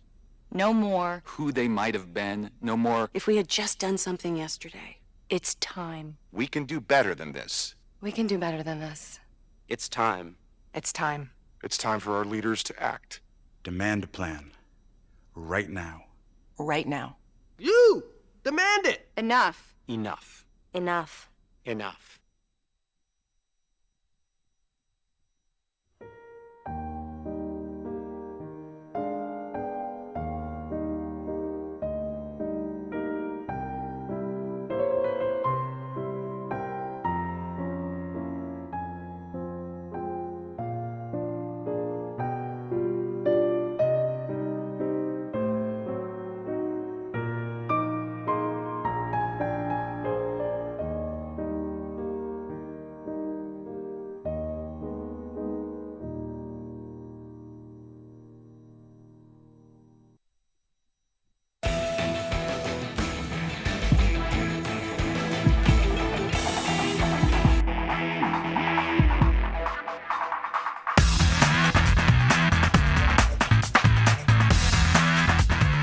This is the Bill Press Show.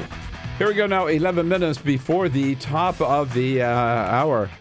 Bob Cusack from The Hill, well, editor-in-chief, will be here as a friend of Bill for the entire next hour. Just like we planned it. Just like we planned it. How about that? Right now, Tim Mack here from the Daily Beast, senior correspondent for the Daily Beast. Tim, I don't know whether you had a chance to see Chris Cuomo's interview with Hillary Clinton yesterday on CNN, but she was asked the all-important question: do you think the man that you're going to be running against, assuming she's the nominee, is qualified to be president? Here it is. Do you think that Donald Trump is qualified to be president? No, I do not. And I think in this past week, whether it's attacking Great Britain, praising the leader of North Korea, a despotic dictator who has nuclear weapons, whether it is saying pull out of NATO, let other countries have nuclear weapons, the kinds of positions he is stating and the consequences of those positions and even the consequences of his statements are not just offensive to people, they are potentially dangerous. Now, hold that right for your comment on whatever Hillary Clinton had to say, because the same question is posed to Speaker Paul Ryan. Republican Speaker Paul Ryan, reporter yesterday, asks, do you think Donald Trump is qualified to be president? Look, I'm not going to litigate this campaign from this podium. We've got a lot of work to do here in the House. We've got an agenda project we're building. Now, notice he didn't say, of course he is. Republicans feeling a little like timid about getting too close to Donald Trump. Donald Trump represents everything that Paul Ryan has spent his career trying to build, to create a conservative movement, to pass a... You mean he represents the opposite of what Paul Ryan has? That's what I meant. Yeah. Is that he represents the opposite of everything that Paul Ryan has been trying to build.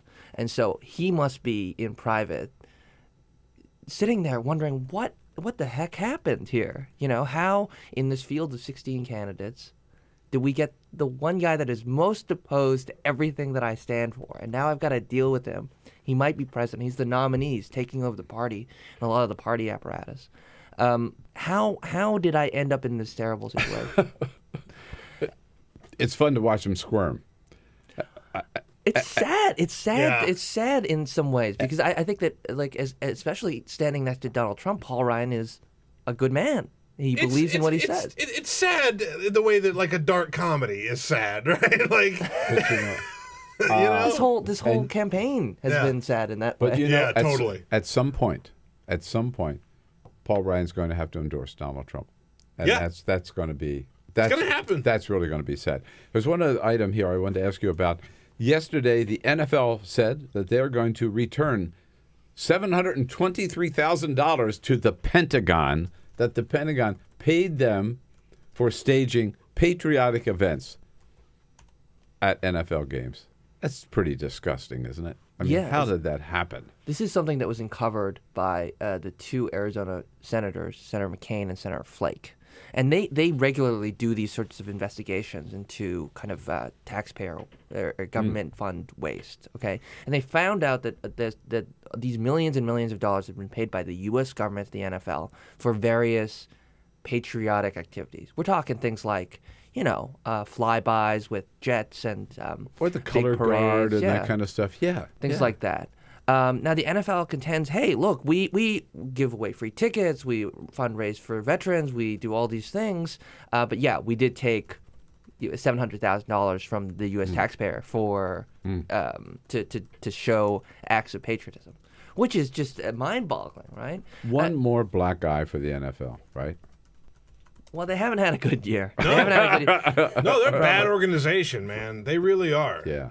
I mean, that's one of those things where, you know, when you aggregate power to that degree and you monopolize it in that way, and you put so much faith into a structure and a man in the commissioner, these sorts of abuses inevitably tend to occur. The larger the organization, the more you'll find them percolating throughout. I'll tell you what, the next time I go to the Nats game and I sing the Star Spangled Banner, right? I wouldn't get paid for it, baby. Yeah, right. Yeah, that's right. If I take the Pledge of Allegiance, I want my paycheck. God, that's what it amounts to. Totally. Tim, we covered a lot of territory today. Thanks for coming in. Thank you. All right, and thanks for your good work at thedailybeast.com. We're right back. Get social with Bill Press. Like us at facebook.com/Bill Press Show.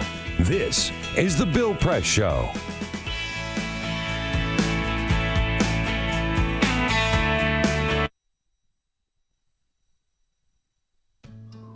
You wouldn't let money just blow out of your house.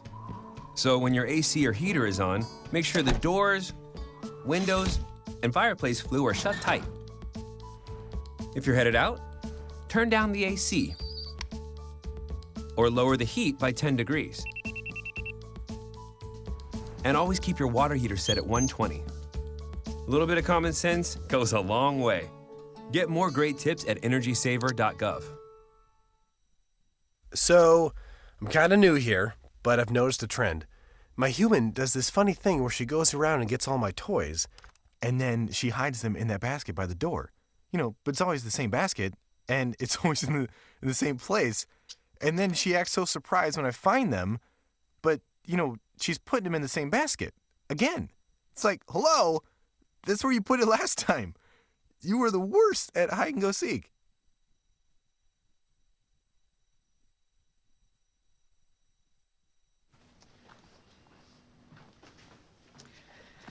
All right. I know this isn't any fun to talk about, but we should. Okay. So who's going to do what? I'll pack the dead batteries. Great. I'll only put what I don't need into a duffel bag. Perfect. That's totally unhelpful. No problem.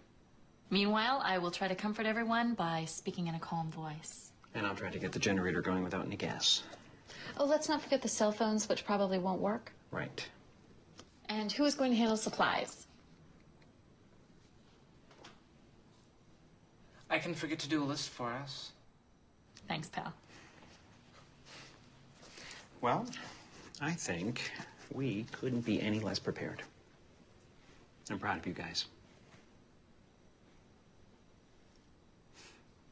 Talk to your kids about who to call, where to meet, what to pack. Visit ready.gov/kids for tips and information. It's on us to stop sexual assault. To get in the way before it happens. To get a friend home safe. And to not blame the victim. It's on us. To look out for each other. To not look the other way. It's on us to stand up. To step in. To take responsibility. It's on us, all of us, to stop sexual assault. Learn how and take the pledge at itsonus.org.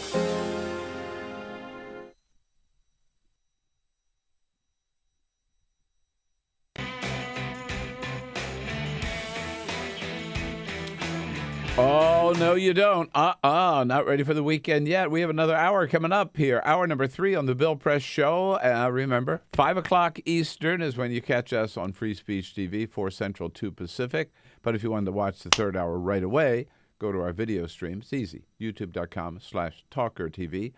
And in the third hour, Dave Jameson from Huffington Post will be along to talk about the new overtime rules. And then Eliza Collins, political reporter for USA, joins us here in studio. Hour number 3 coming up.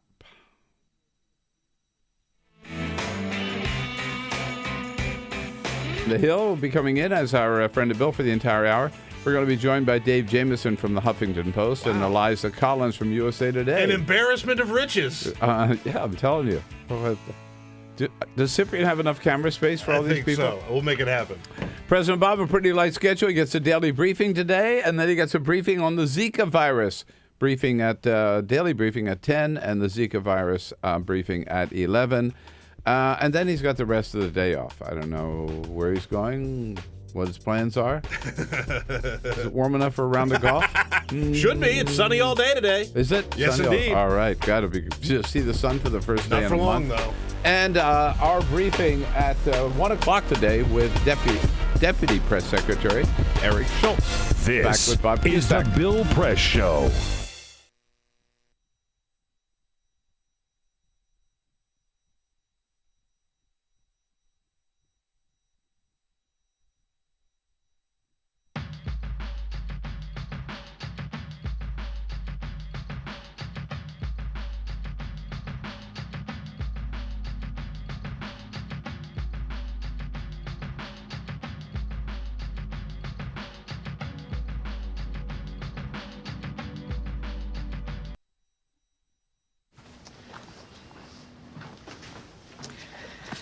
All right. I know this isn't any fun to talk about, but we should. Okay. So who's going to do what? I'll pack the dead batteries. Great. I'll only put what I don't need into a duffel bag. Perfect. That's totally unhelpful. No problem. Meanwhile, I will try to comfort everyone by speaking in a calm voice. And I'll try to get the generator going without any gas. Oh, let's not forget the cell phones, which probably won't work. Right. And who is going to handle supplies? I can forget to do a list for us. Thanks, pal. Well, I think we couldn't be any less prepared. I'm proud of you guys. Talk to your kids about who to call, where to meet, what to pack. Visit ready.gov/kids for tips and information.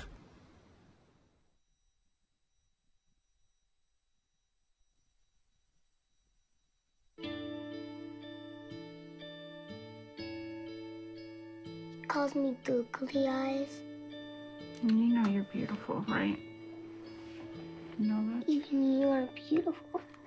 I got bullied for wearing glasses. Share if you're against bullying.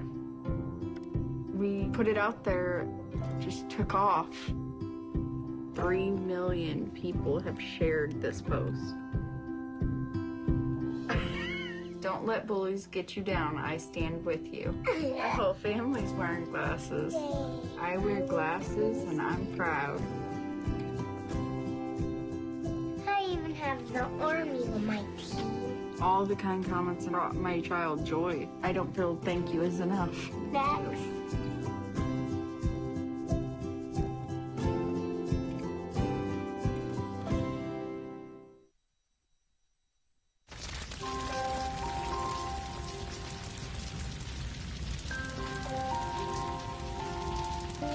A single ember that escapes from a wildfire can travel more than a mile.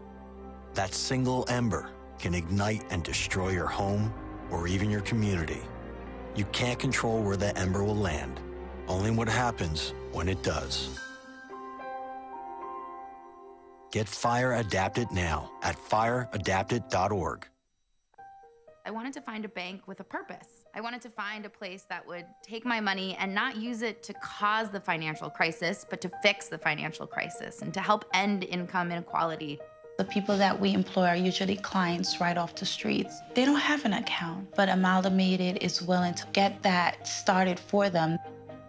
Their reputation supporting the working man, I think, speaks for itself. This is a bank that cares for their customers, and I appreciate that. We were able to access a construction loan through the bank's programs, and that loan has helped us house 28 families in the community.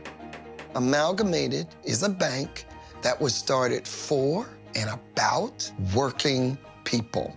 Many of our customers have a deep commitment to advocating for social and economic justice. We share that commitment, and we're not afraid to stand up and say that we need to change some of the way that the country does business.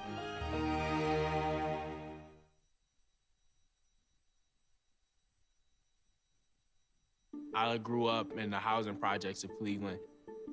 I didn't even know that life could be any better than it was. Education for me has been a way to get away from the agony of what was normal life. I want to be able to impact the community, not just look back on where I came from, but to reach back to where I came from and pull some people up with me. My name is David, and I am your dividend.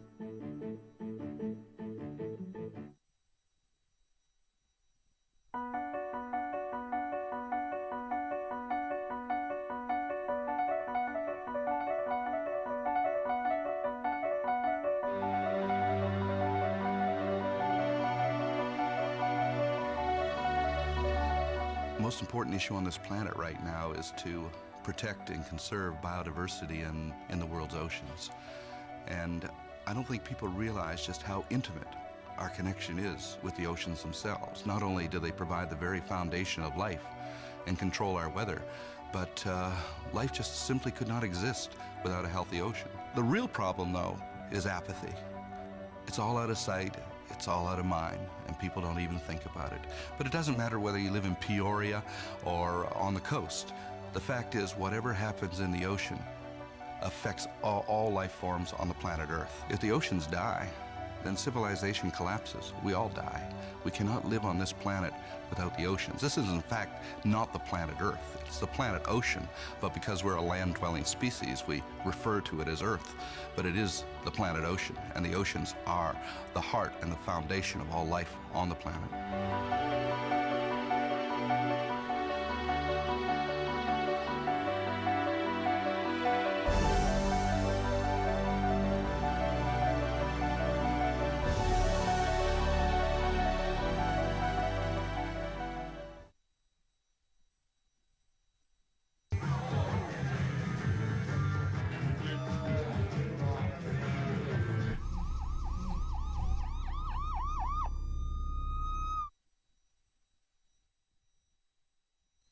It's on us to stop sexual assault.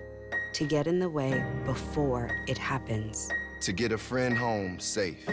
And to not blame the victim. It's on us. To look out for each other. To not look the other way. It's on us to stand up. To step in. To take responsibility. It's on us, all of us, to stop sexual assault. Learn how and take the pledge at itsonus.org.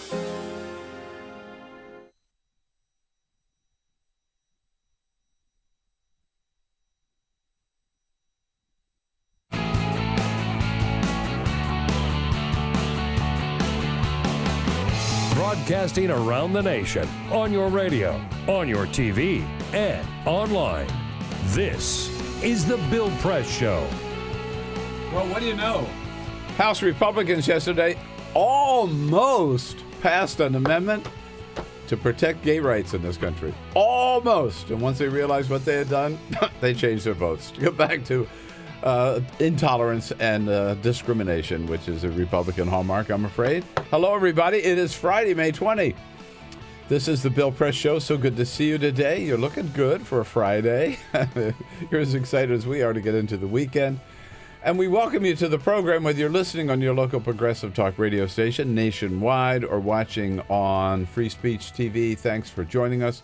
Lots to talk about. There's lots going on, and we've got lots of people to get us through it here for this final hour together on a Friday. Give us a call and join the conversation. We'll make room for you somewhere at the table here at 866-55-PRESS, or send us your comments on Twitter at BP Show and on Facebook at facebook.com/Bill Press Show. Left to right, Dave Jamieson here from Huffington Post, labor reporter for Huffington Post. Hi, Dave. Nice to see you. Hey, Bill. Good to be here. Bob Cusack, our good friend, editor-in-chief of The Hill, here for the entire hour as a friend of Bill. We haven't seen you in a while, Mr. Cusack. I like the new studio. Very nice. Welcome back. You like it? Yeah. Very impressive. A lot of blood, sweat, and tears went into building this thing. Oh, yeah. You're a carpenter, aren't you? Not mine, but other people's. Not mine either, Mostly baby. Jamie's. I don't know how to do anything along those lines. I left on a Friday, and it was the old studio, and I came back on Monday, and it was brand new. That's the way I like it. Yeah. Peter Ogburn and Jamie Benson leading our own press team here. Hey, now. Hey, good morning. With Ray Rogers to take your calls, right? And Cyprian Bolding on the, he's all 6 cameras. That's it.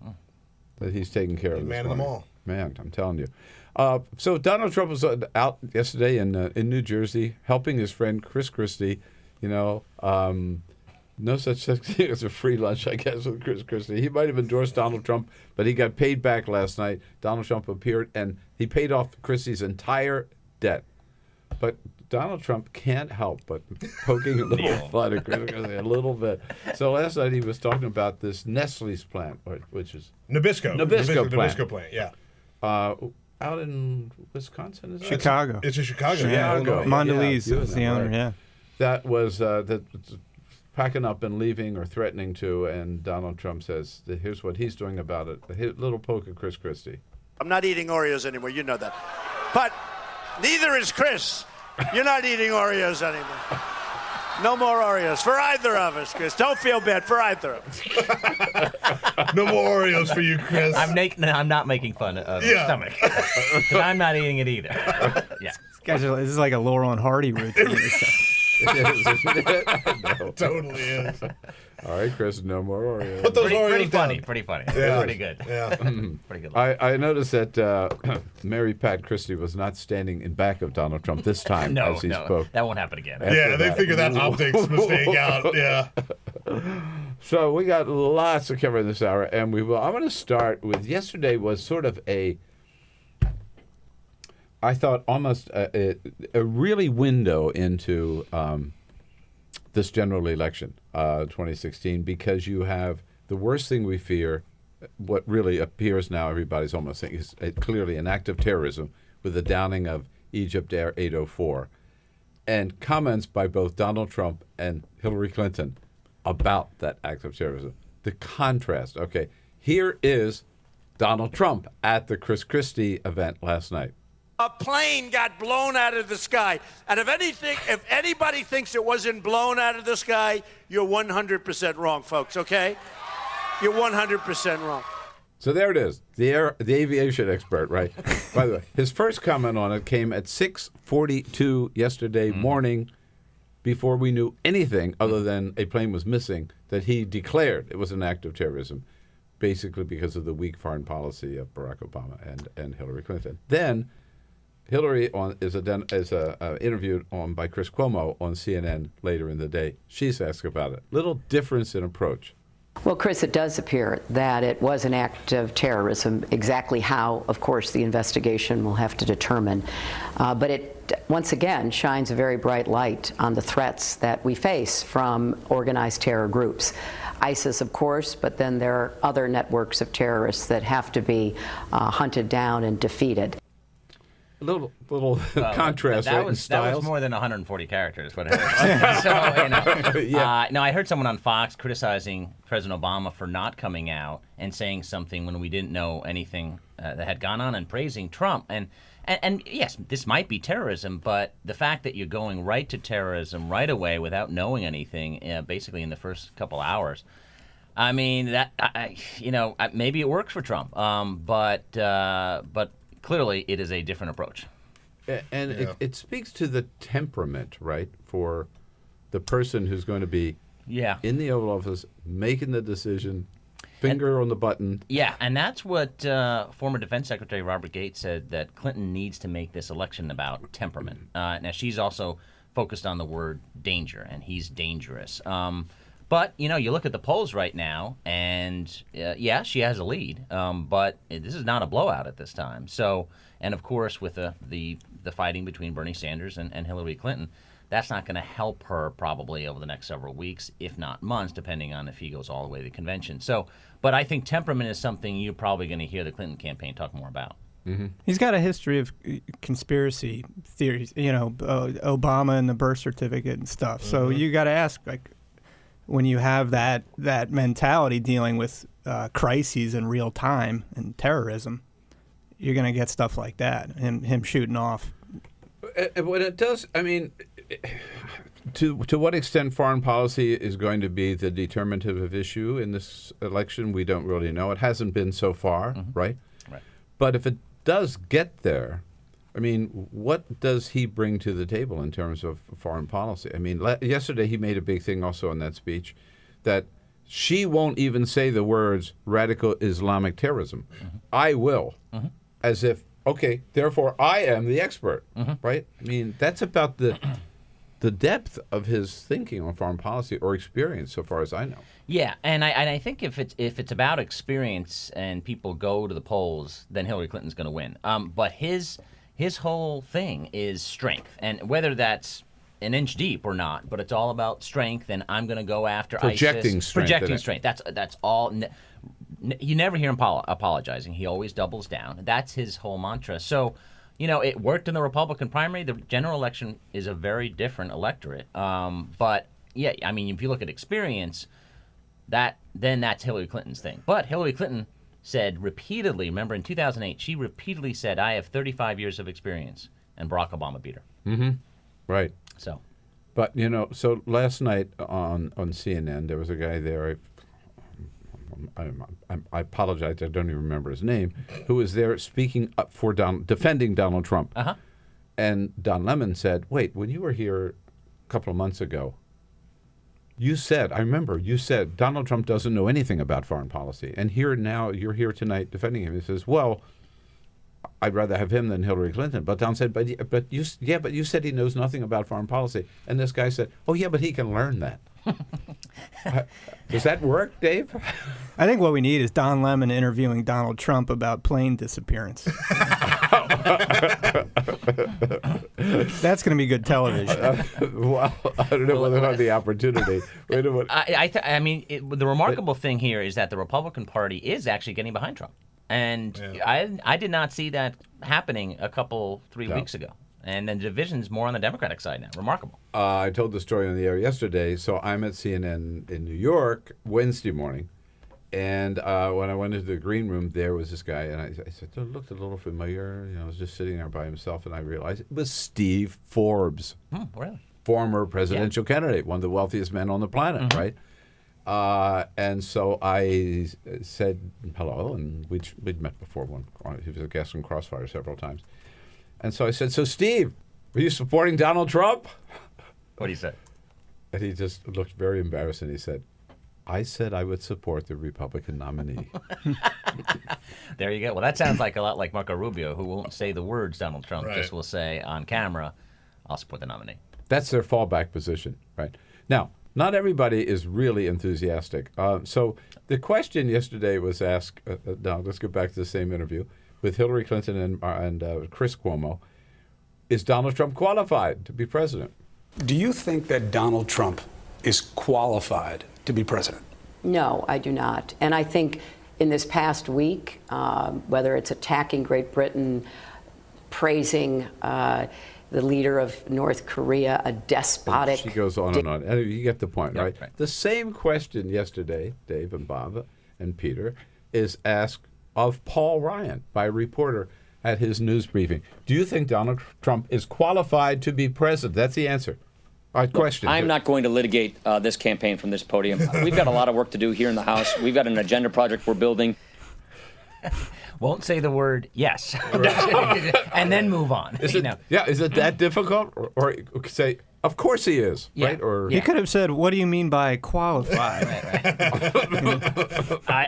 This is a real problem for Paul Ryan because he's going to be asked repeatedly questions about the presidential. And even though he doesn't like it, he's also interjected himself in the presidential debate. And at some point, I think, before the convention, he's going to say that I support Donald Trump. He has to. He's boxed in. He doesn't want to, I don't think, but he has to because he's the chairman of the convention. So I think that moment is coming. And then, of course, the follow-up question will be, well, do you think he's qualified? And he's already creating the path for him to get there, it seems, too. Yeah. By saying, this meeting went really well. And by the way, Paul Ryan, when he said, I'm waiting to see if I'd like to support him, we'll see how he progresses. Donald Trump's not going to change one thing to get Paul Ryan's vote. No, I think Ryan is hoping that he calms down, but not going to happen. We haven't seen that yet, and we're not going to see it. We didn't see it yesterday. No. All right. No. We're going to take a quick break. There's important news on the labor front, too, and Dave will tell us all about that. We'll get into that with Bob Cusack, Dave Jameson, and the team here. And all of you, remember, 866-55-PRESS. Sound off. Connect with The Bill Press Show on Twitter. Follow us at BP Show and tweet using the hashtag WatchingBP. This is The Bill Press Show.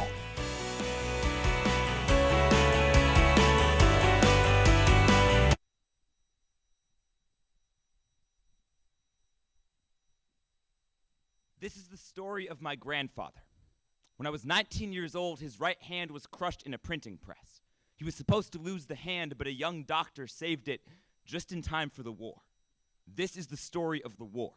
My grandfather repaired tanks. Behind the front lines, away from the cameras, he would pull pieces of dead men from the machines and send the machines back out to the field. This is the story of the war a decade later. Back then, you didn't talk about depression. There was no such thing as PTSD. When my uncle, age 7, asked him who won the war, my grandfather said, nobody. This is the story of my grandfather, the machinist. I have a newspaper from 1981, a story about the Nobel Prize for Physics, a photograph of the winner, a Harvard man standing by his machines. This man is not my grandfather. Beneath the photo, my grandfather has written, I designed and built almost everything in this picture. They worked together for 10 years, but my grandmother says the physicist never even remembered his name. If you asked that Harvard man, there would be no story of my grandfather, just a pair of disembodied hands. This is the problem with stories. They have to leave something out. The editor cuts a line and someone's face fades. The editor says 200 words or less and suddenly a whole family goes missing. The spotlight isn't about the light, it's how it makes everything around it dark. My grandfather's face is erased from every story. The machines survive, but the man who made them doesn't. The machines make the photo, but their maker is out of frame. But we choose where to point the camera. We can choose how to tell the story. We can choose which clothing the hero wears. I could tell you this is a story about a soldier, or I could tell you this is a story about the blue-collar man, but really, this is just the story of my grandfather. I did not know him. I was born too late, but my family tells me his name. Alfred Franzosa. I know that name might only live in this moment, that there are other stories with greater stakes, but still, I will tell you his name. I will repair this old machine. I will let my grandfather live again because I could not know him while he was living. Once, when he was younger than I am now, his right hand was crushed by a printing press, crushed by other people's stories. When it healed, he began to build. He used his hands to build tanks and his hands to build cradles. His hands were the last thing to touch dead soldiers and the first to touch his newborn sons. He built a good family, and that family built me, and now I use my hands to build his story. The story is not a eulogy. A eulogy seals the casket. A eulogy lets no air out. This story is a resurrection. Jesus was not resurrected by God. He was brought back by the people who told his stories.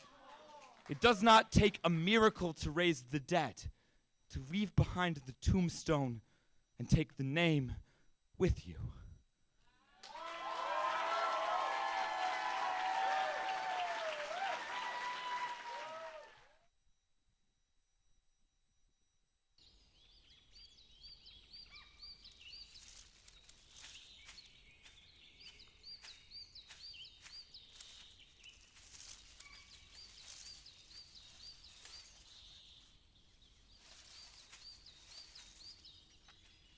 At Earth Justice, we defend the environment in the courtroom.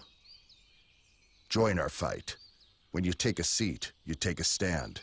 Earth Justice, because the Earth needs a good lawyer.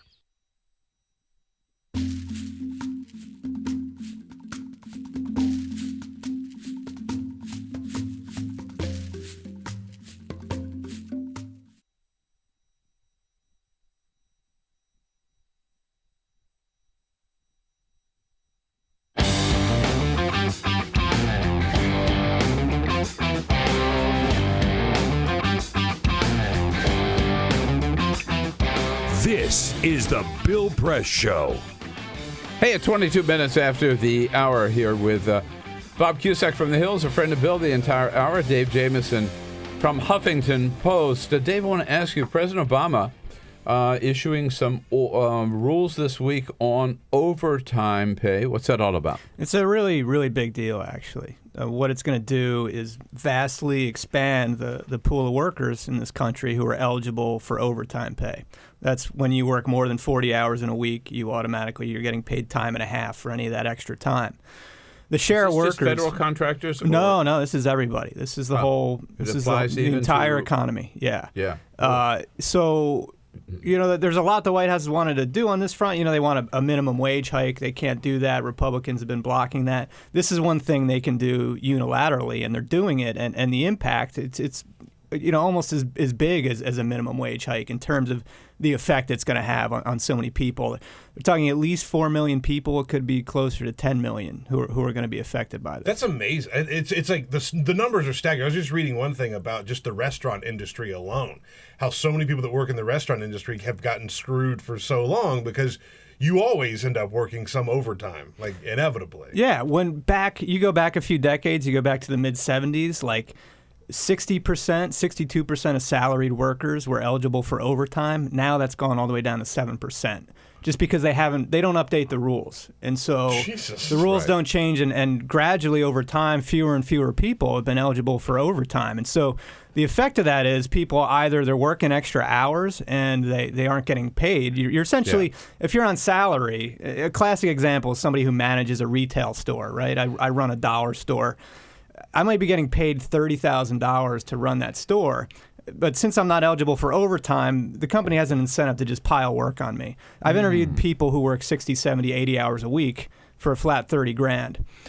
So that's the problem. There's no check and balance there to keep your employer from working you into the ground. All right, so the cap before, right, you had to make under what? It was $24,000 was the cap, the salary. That's where if you made more than that, it was very easy for your boss to carve you out of overtime. And think about it. Do you know anybody who's on salary making less than $24,000? Not really. Yeah, right. So now they're going to double that. It's going to go to $47,000 and change. And there's a lot of people out there. There's a lot of people in journalism. That's one area. All kinds of industries are going to have to think about how they use their workers now and how much they work them. And a lot of them have never had to worry about that before. Who does this fall onto to keep track of this? I mean, if you're a worker that's having to work overtime, is it up to you to call attention to your employer, or do employers have to monitor this now? It's a little of both. You know, obviously people, if you're on salary, you generally don't think about your hours. Now, if you're suddenly overtime eligible and you're going to want that overtime, you and the company are going to need to start tracking those hours. Bob, this is a legacy issue for... It is. I'm interested. Obviously, this is going to go to court, right? Yeah, I mean, business groups have sued. They've tried to sue and stop it. I think the best route for them to bottle this up would be if Republicans pulled off a rider, were able to attach something to block it. But, you know, the administration, they got this out. They got it out now so they could beat the Congressional Review Act. Right. They're very committed to it, and they've already taken any political heat they're going to on it. So I don't see why they would back down on it at this point. So I mean, the White House won't accept any rider on this then? No, I can't imagine. Right. This is again, it is a legacy thing for them, and it's a very big deal. Do you see employers possibly, and of course this would increase worker pay, but increasing pay to get over that threshold? Absolutely. I know places where that is already the discussion going on. If you've got a worker making $42,000, right, you're going to think, all right, maybe I just bump them up to $47,000 so I don't have to deal with this. and you know, it's going to be less of a headache for you, and maybe it saves you money actually over the long than term, paying the overtime. That's crazy. Yeah. So I mean, that's the way this will probably boost wages one way or another. But the big thing is, for all those people who work all this, companies, you're no longer going to want to work somebody 60 hours if you're going to be paying time and a half on that extra 20 hours. So I think a big effect is they're just going to get workers' hours in a check, and that's going to translate into more leisure time. That's why the administration is billing this as a middle class thing, which really is what it is. That's the trade-off. It's like, give me more money, or give me time to spend with my family. All right. Now, quickly, you've also written this week about something that I find disgusting, and that is how much more CEOs are making than the average employee in any company. What's the latest? It's 335 to 1 is the ratio.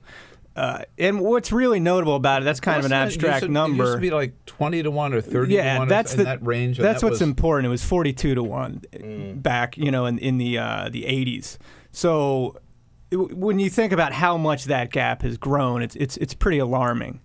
And now there's another new rule that the Obama administration put out is they're going to make companies. They're going to have to disclose the ratio of their CEO pay versus the average worker pay within their company. Right. And they've been fighting that very hard. The SEC is moving ahead with it anyway. And they were fighting hard because it's going to be really embarrassing when they got to put out these ratios. Well, I mean, but CEOs don't get overtime. So think about that. That's right. Yeah.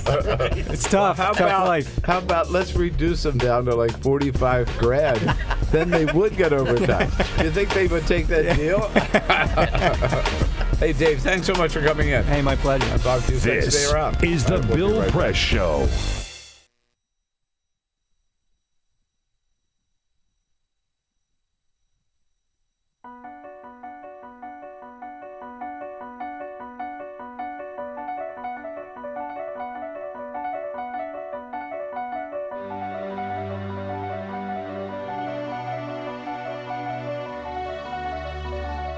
most important issue on this planet right now is to protect and conserve biodiversity in the world's oceans. And I don't think people realize just how intimate our connection is with the oceans themselves. Not only do they provide the very foundation of life and control our weather, but life just simply could not exist without a healthy ocean. The real problem, though, is apathy. It's all out of sight, it's all out of mind, and people don't even think about it. But it doesn't matter whether you live in Peoria or on the coast. The fact is, whatever happens in the ocean affects all life forms on the planet Earth. If the oceans die, then civilization collapses. We all die. We cannot live on this planet without the oceans. This is, in fact, not the planet Earth. It's the planet ocean, but because we're a land-dwelling species, we refer to it as Earth. But it is the planet ocean, and the oceans are the heart and the foundation of all life on the planet.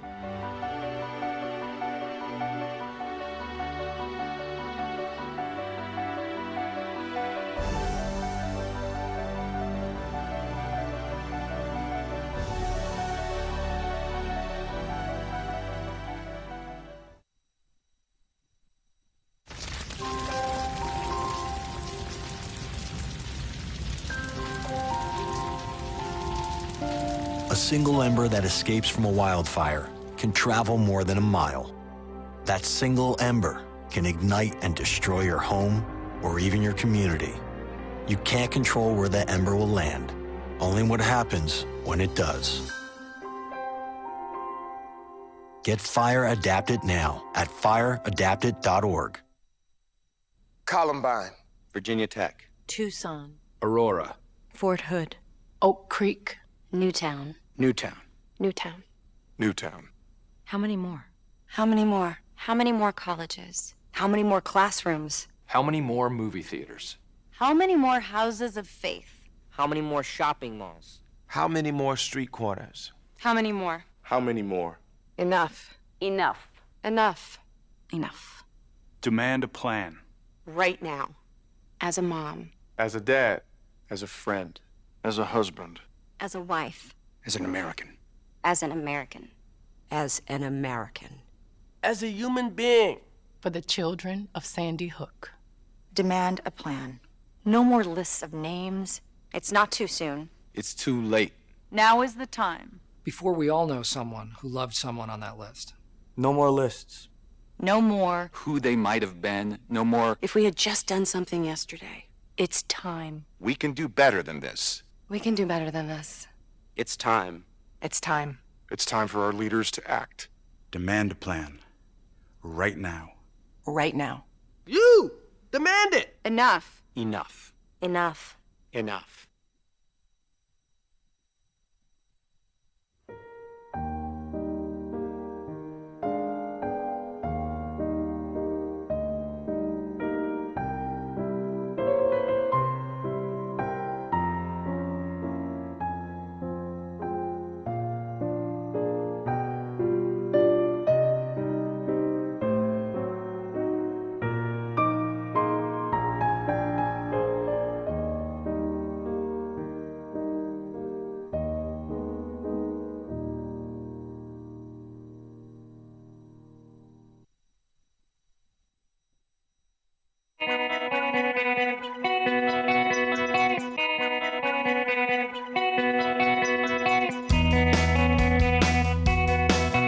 He's not running for president, but he will shake hands and kiss babies. It's the Bill Press Show, your progressive headquarters for the 2016 election. He'll also take campaign contributions, even though he's not a candidate. Hello, everybody. What do you say? 33 minutes after the hour, the Bill Press Show on a Friday. A rotating cast of characters here in studio, anchored by Bob Cusack, our friend of Bill for the entire hour from the Hill. Editor-in-chief. Thank you. I knew there was a chief in there, and I was just trying to get it right. He is kind of your boss, so. Kind of. Yes, boss. Yeah, that's right. Yes, sir. That's right.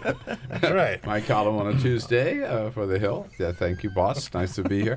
Eliza Collins joins us now, on politics reporter for USA Today. Hi, Eliza. Nice to see you. Thanks for having me. And the rest of our team here again. And Yeah, there was a big ball game last night. I don't know Oh, if there you heard was a about- big oh, ball I game. didn't mean to rub it in, but the Nats played. Who'd they play last night? Oh, you don't remember last season the Mets just dashed the Nationals' hopes of making it to the playoffs? Just a thorn in their side all season long. So we had our first big series against the Mets. And let me tell you, my wife was very happy. Here, Dave Ziegler tells us about it. Harvey delivers, and a swing and a line drive left center field. On the run is Cespedes, the ball slicing, and it's by him. It gets by him and rolls all the way to the warning track. 2-run score. Revere's trying for third. Cabrera has it, and he'll hold on to it. Revere slides in with a triple.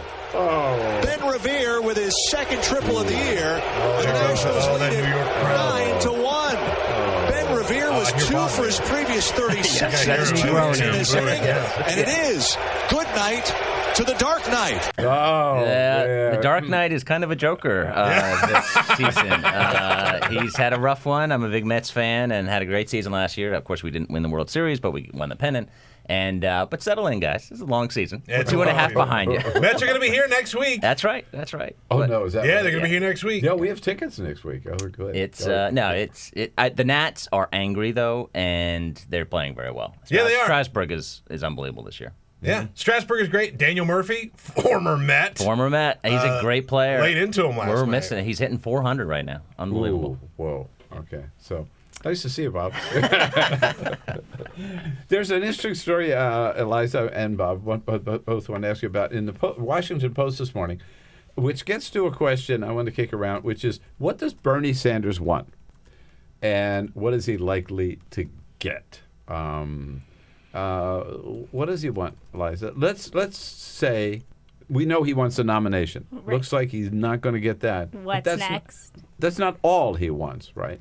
Right. What are some of the other things he wants definitely more of a say at the convention. He wants to kind of change the way the process is. He wants open primaries going forward. He wants his delegates on these committees to be able to change kind of the platform. A lot of the things that he's been calling for that his supporters are very for, free college, higher minimum wage, those things. He wants those to go into the Democratic platform moving into the general election, and that's more likely to kind of bring his supporters on with Hillary Clinton if she is the nominee. So what's he likely to get? I think he'll definitely get minimum wage. I think that's an easy one to give him. Okay, I mean, Hillary Clinton basically endorsed $15, even though she's backing $12. Yeah. She's endorsed it. If Congress passed it, she said, of course, she would sign it. I think maybe some language on fracking. But I also think that he wants to take money, all this corporate money, out of politics. That's a tough one to give, especially if you're torpedoing your own chances and saying I'm not going to take certain amounts of money when the Republicans are going to be raising billions of dollars. I think this is going to be a very tense negotiation. I think some of the negotiation is that, of course, he wants to have a convention spot, and they're going to give him that, and they give him a big speaking role. But this is going to be a big test for Hillary Clinton and her leadership of unifying the party. It has gotten nastier over the last week, and I don't see it calming down. I think the big question is, does Bernie Sanders, after D.C. votes on June 14th, does he continue to fight into the convention? The campaign manager, Jeff Weaver, was on MSNBC last night and said just when the voters vote, that doesn't mean that's the end of it. So that suggests we're going to Philly. So definitely, I think platform committee, right? He'll get some seats on the platform committee, and that's what the Post is saying. That in itself is not going to be enough, right? No. The Rules Committee is going to have to decide. They decide how the convention is run, and also how the party kind of moving forward runs, I believe, right? And there are some key questions there. You touched on one of them: closed primaries. Mm-hmm. Now, I've talked to some Clinton people about that. They think that may be a give for on the Clintons' part. Open up the primaries, let independents vote, and same day registration or something like that. Yeah, I could see that because first of all, she wants to woo independents going forward in the general election. But of course, Hillary Clinton thinks she's going to get the nomination, and she also thinks she's going to be president. And what presidents always worry about in their first term is a primary challenge. So that would actually be a give if she gave the independent in the language. I do think she can give that, but Bernie has to come up with a list of these things that he wants, and then the negotiation has to start. Well, I was going to say, even if she gives it, isn't that still states, especially with Republican leadership, don't they have to decide? And isn't that going to be harder going down? Like, she might say, okay, that's a give. Well, the but will it DNC, happen? yeah, the DNC. That's a very good question, but I believe the DNC, the Democratic Party, can decide what kind of primaries they have or allow or sanction, like the Republican Party has. That's why there's a difference between some states have a Democratic primary and a Republican primary the same days, and some states don't, right? Yeah, I think they can have influence, but it is a good question, and there might be some states that hold out. I'm not sure, but the chair of the DNC, Wasserman Schultz, has said, speaking for herself, but of course she's the chair, that she likes just Democrats voting in these primaries. And of course, that's what the Sanders say, that she's biased because she's been a longtime supporter of Hillary Clinton. She has, and by the way, she will soon be the former chair of the Democratic National Committee. I think we all know that. So what she says today is not going to carry that much weight, I think, going forward. I want to ask about something else then that the Sanders campaign is talking about, which is, and we kicked around here, Peter and I did one day and got in a lot of trouble for it, caucuses. I mean, you guys are troublemakers. Right. Yeah, you've learned that. I mean, I think caucuses are fundamentally undemocratic because they just disenfranchise so many people. And then also for a caucus, you end up with this ongoing series of meetings before they finally get the delegates, and look what happened in Nevada. Not excusing that, but it was just part of this caucus process. Never happens in a primary state. Do you think that's, Eliza, a possibility of some just doing away with caucuses? Like starting in Iowa? I don't know. I mean, I think it definitely, especially after this year, things like Nevada, I mean, it's an easy argument to say, look, the process is drawn out. Some of these states have like 3 caucuses before the delegates are chosen. And by the way, look at Colorado on the Republican side. Yes. Right. Yes. So it's definitely caused some issues this time around, but I don't know if that's likely or not. Yeah, I mean, I think it is a strange process. I think to most voters, most Americans, okay, I want to go and I want to vote, and I want to go before work, or I want to go during lunch, or I want to go after work, and I want to be in there for 5 minutes, register my vote, and leave. As opposed to, no, you got to stick around for hours on end. For hours and stand up and say, I'm supporting so-and-so, right? No, it's... And then you get the only people who show up are the base, the extreme, and both on the right and the left, and that's why I think when Trump went after the Colorado process, it resonated because people are like, that's just strange. Why can't the average Joe vote in Colorado? I had a top Clinton person tell me that they'd be happy to throw the caucuses overboard because they don't feel that they serve people well. Then there's the question of super delegates. And we know who they are, the 712, I think it is. They're the party leaders, governors, mayors, members of Congress. They automatically get a seat at the convention, and they can vote for whomever they want. They are not bound to vote for the people, for the candidate that the people of their state choose. A voice that surprised me spoke out on this issue yesterday, and that is the Democratic leader of the House. I have been very much opposed to superdelegates.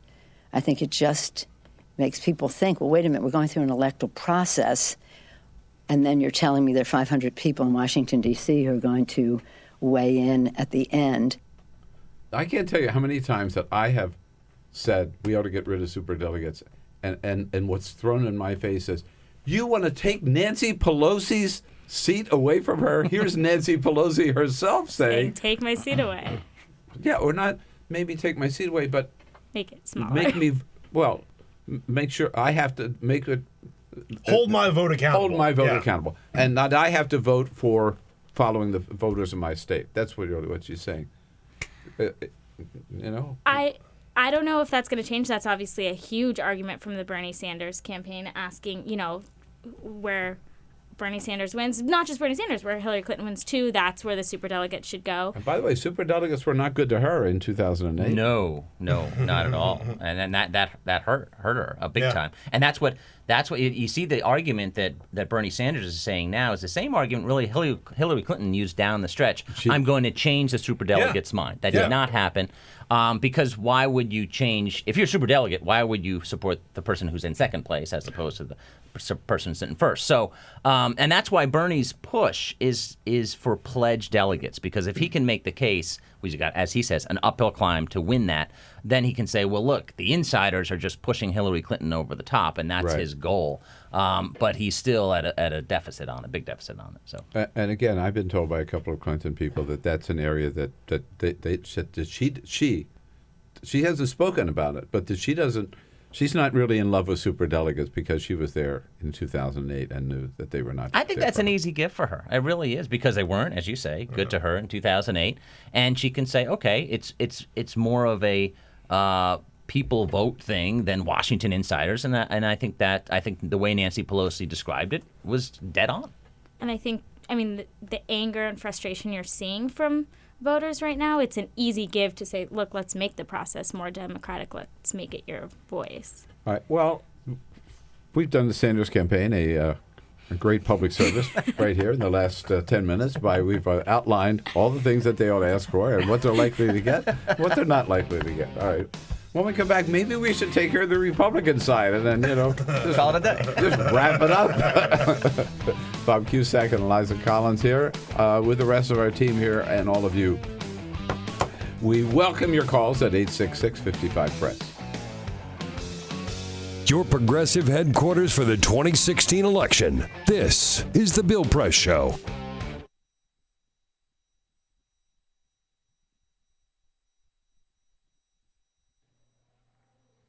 It occurred to me tonight, for the first time, that the long-winged insect that over and over again rams its body into the wood of my front door might not know what he's doing.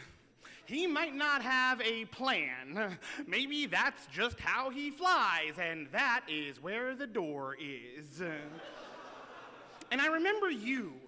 The last time I saw you, a few weeks before we would graduate from high school, and a few days before you let a bullet dissolve on your tongue, dancing in a warehouse rave, sweat-drenched and strobe light battered, thrashing your arms back and thrusting them forward. The floor could get so bright and loud, we all slowed down to be more careful, but you kept dancing full sprint tornado, and sometimes you'd spin full weight into a wall and just spread your arms against it and sway back and forth like a lover reunited. This long-winged insect is not trying to get into the house. It doesn't know there is a house.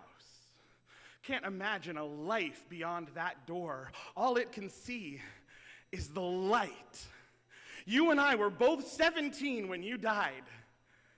And ever since then, I have envied you.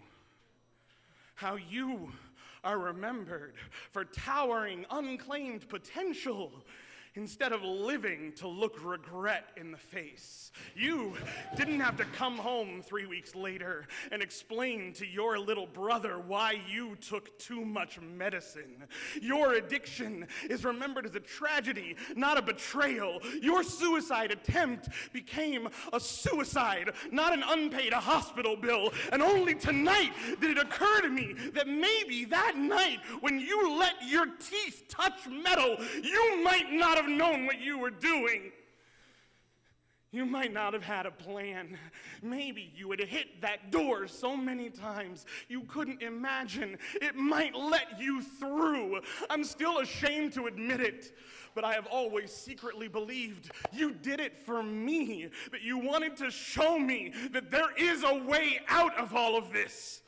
Not so that I would follow you, but so I would understand that every day that I am alive is a day that I choose to be alive. And when the music stops, you still get to keep on dancing. And when the light is so bright it blinds, you can dance with your eyes closed. And if in that dark you come up against a wall, you keep your arms out wide and you dance with the wall.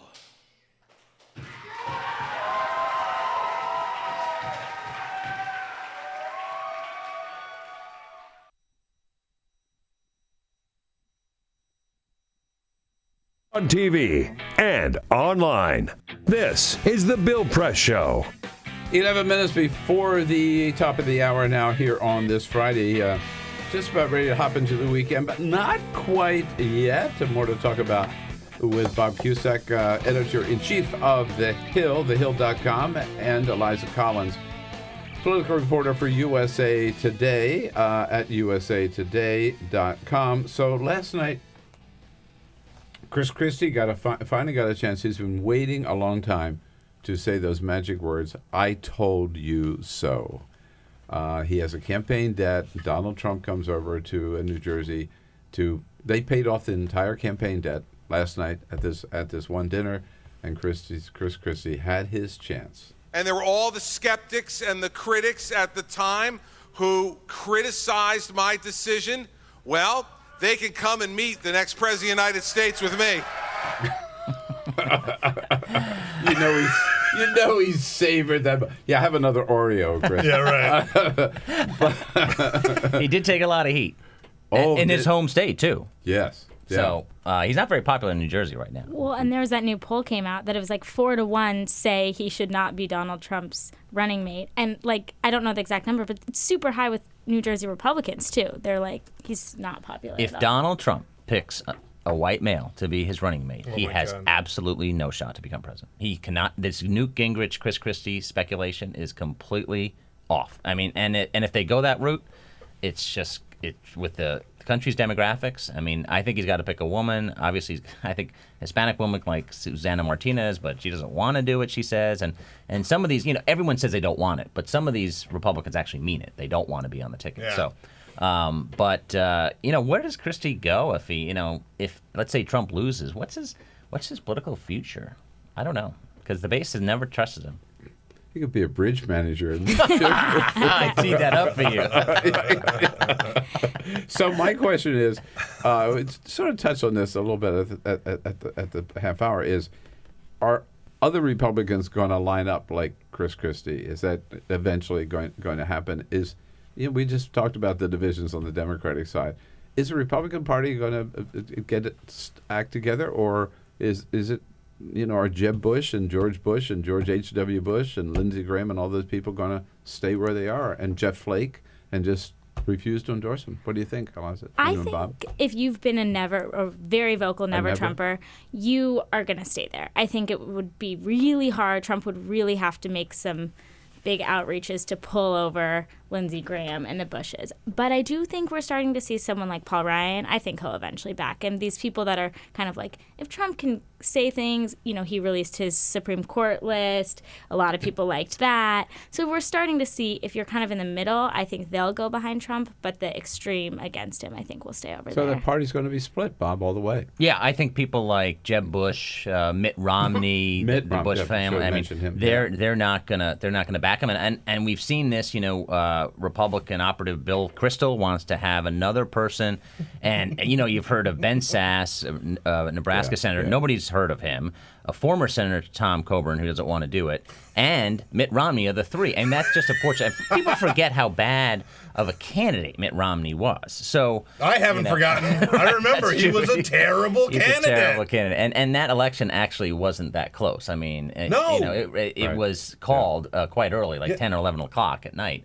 So I think that there are going to be some who just won't come around. But I do think that Paul Ryan will help bring some others to say, sure, I support the nominee. Not a lot of enthusiasm there. But there are going to be a lot of prominent Republicans who will say, no, I don't know where they're going to vote. I don't know. I mean, I know a lot of people anecdotally who they don't know who they're going to vote because they don't like Hillary and they don't like Trump. Mm-hmm. Gary Johnson. There you go. Here he comes. With all of his Coke money. By the way, Mitt Romney has now said he has abandoned any effort to get a third-party candidate. I mean, it's over. It's over. Yeah. Now, Bill Kristol hasn't said that, but who's Bill Kristol? But Mitt Romney has said, not going to raise any money, not going to talk to anybody else. It is done.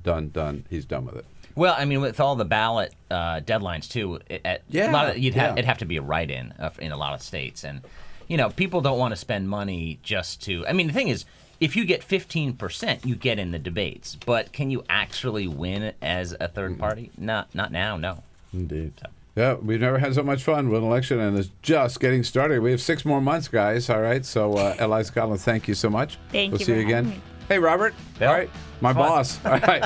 I'll be there Tuesday with my column. No overtime for you. That's right. I'll be back here with a parting shot very quickly. Follow us on Twitter at BP Show. This is The Bill Press Show.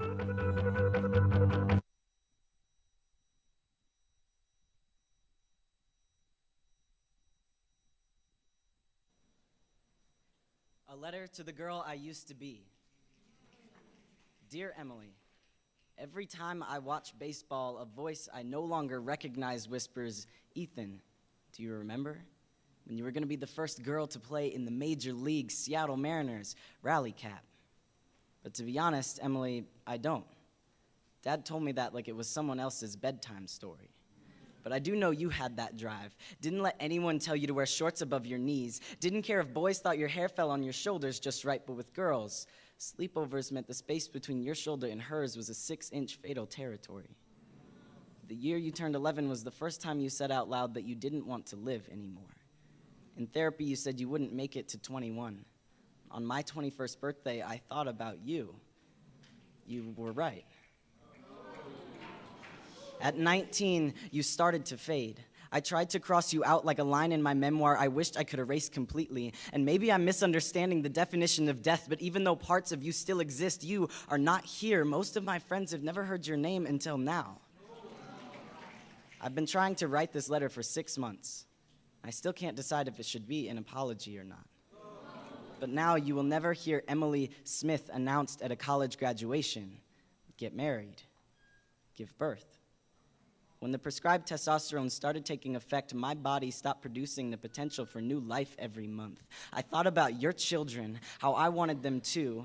I let a doctor remove your breasts so that I could stand up straighter. Now, even if I somehow had those children, I wouldn't be able to nourish them. My body is obsolete, scarred cosmetic, but never C-section. I was 4 days late. They will never be grandparents. I was 1 week late. They will never hold their lover's sleeping figure. I was 11 days late. They will never breathe in a sunset and a sunrise in the same night. I was 2 weeks late. They will never learn to jump rope. I was 3 weeks late. They will never shout, "Watch, Mommy, watch me on the slide." I was 2 months late. A piece of us will never wrap their arms around our leg for comfort, but just to keep them from falling down. And I am sorry that this process is so slow, and all you can do is wonder if you ever had a place. You did. You still do. Don't forget that. Yours, Ethan. P.S. I never hated you.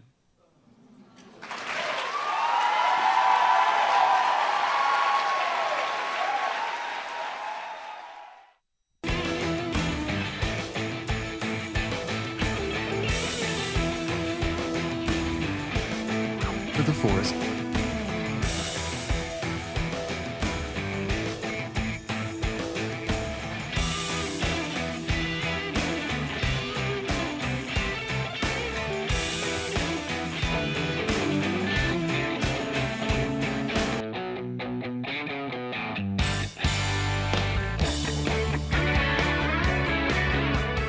The Parting Shot with Bill Press. This is The Bill Press Show. Well, as I established right up front in my new book, Buyer's Remorse, we should give President Obama credit for all the good things that he's done, as well as criticize him for where he's fallen short. But in terms of giving him credit, here's a big shout out to President Obama for his new rules on overtime pay. Of course, Republicans refuse to consider doing anything to help American workers. So President Obama has acted on his own. Under the old rule, workers only qualified for overtime pay if they made less than $23,660 a year. Now they've doubled that. You can earn up to $47,476 and qualify for overtime pay. That's a big windfall for up to 8.9 million American workers and their families, who will no longer have to work longer hours and get paid less, thanks to President Obama. That's it, folks. Go into the weekend and have a great one and come back and see us on Monday. This is the Bill Press Show.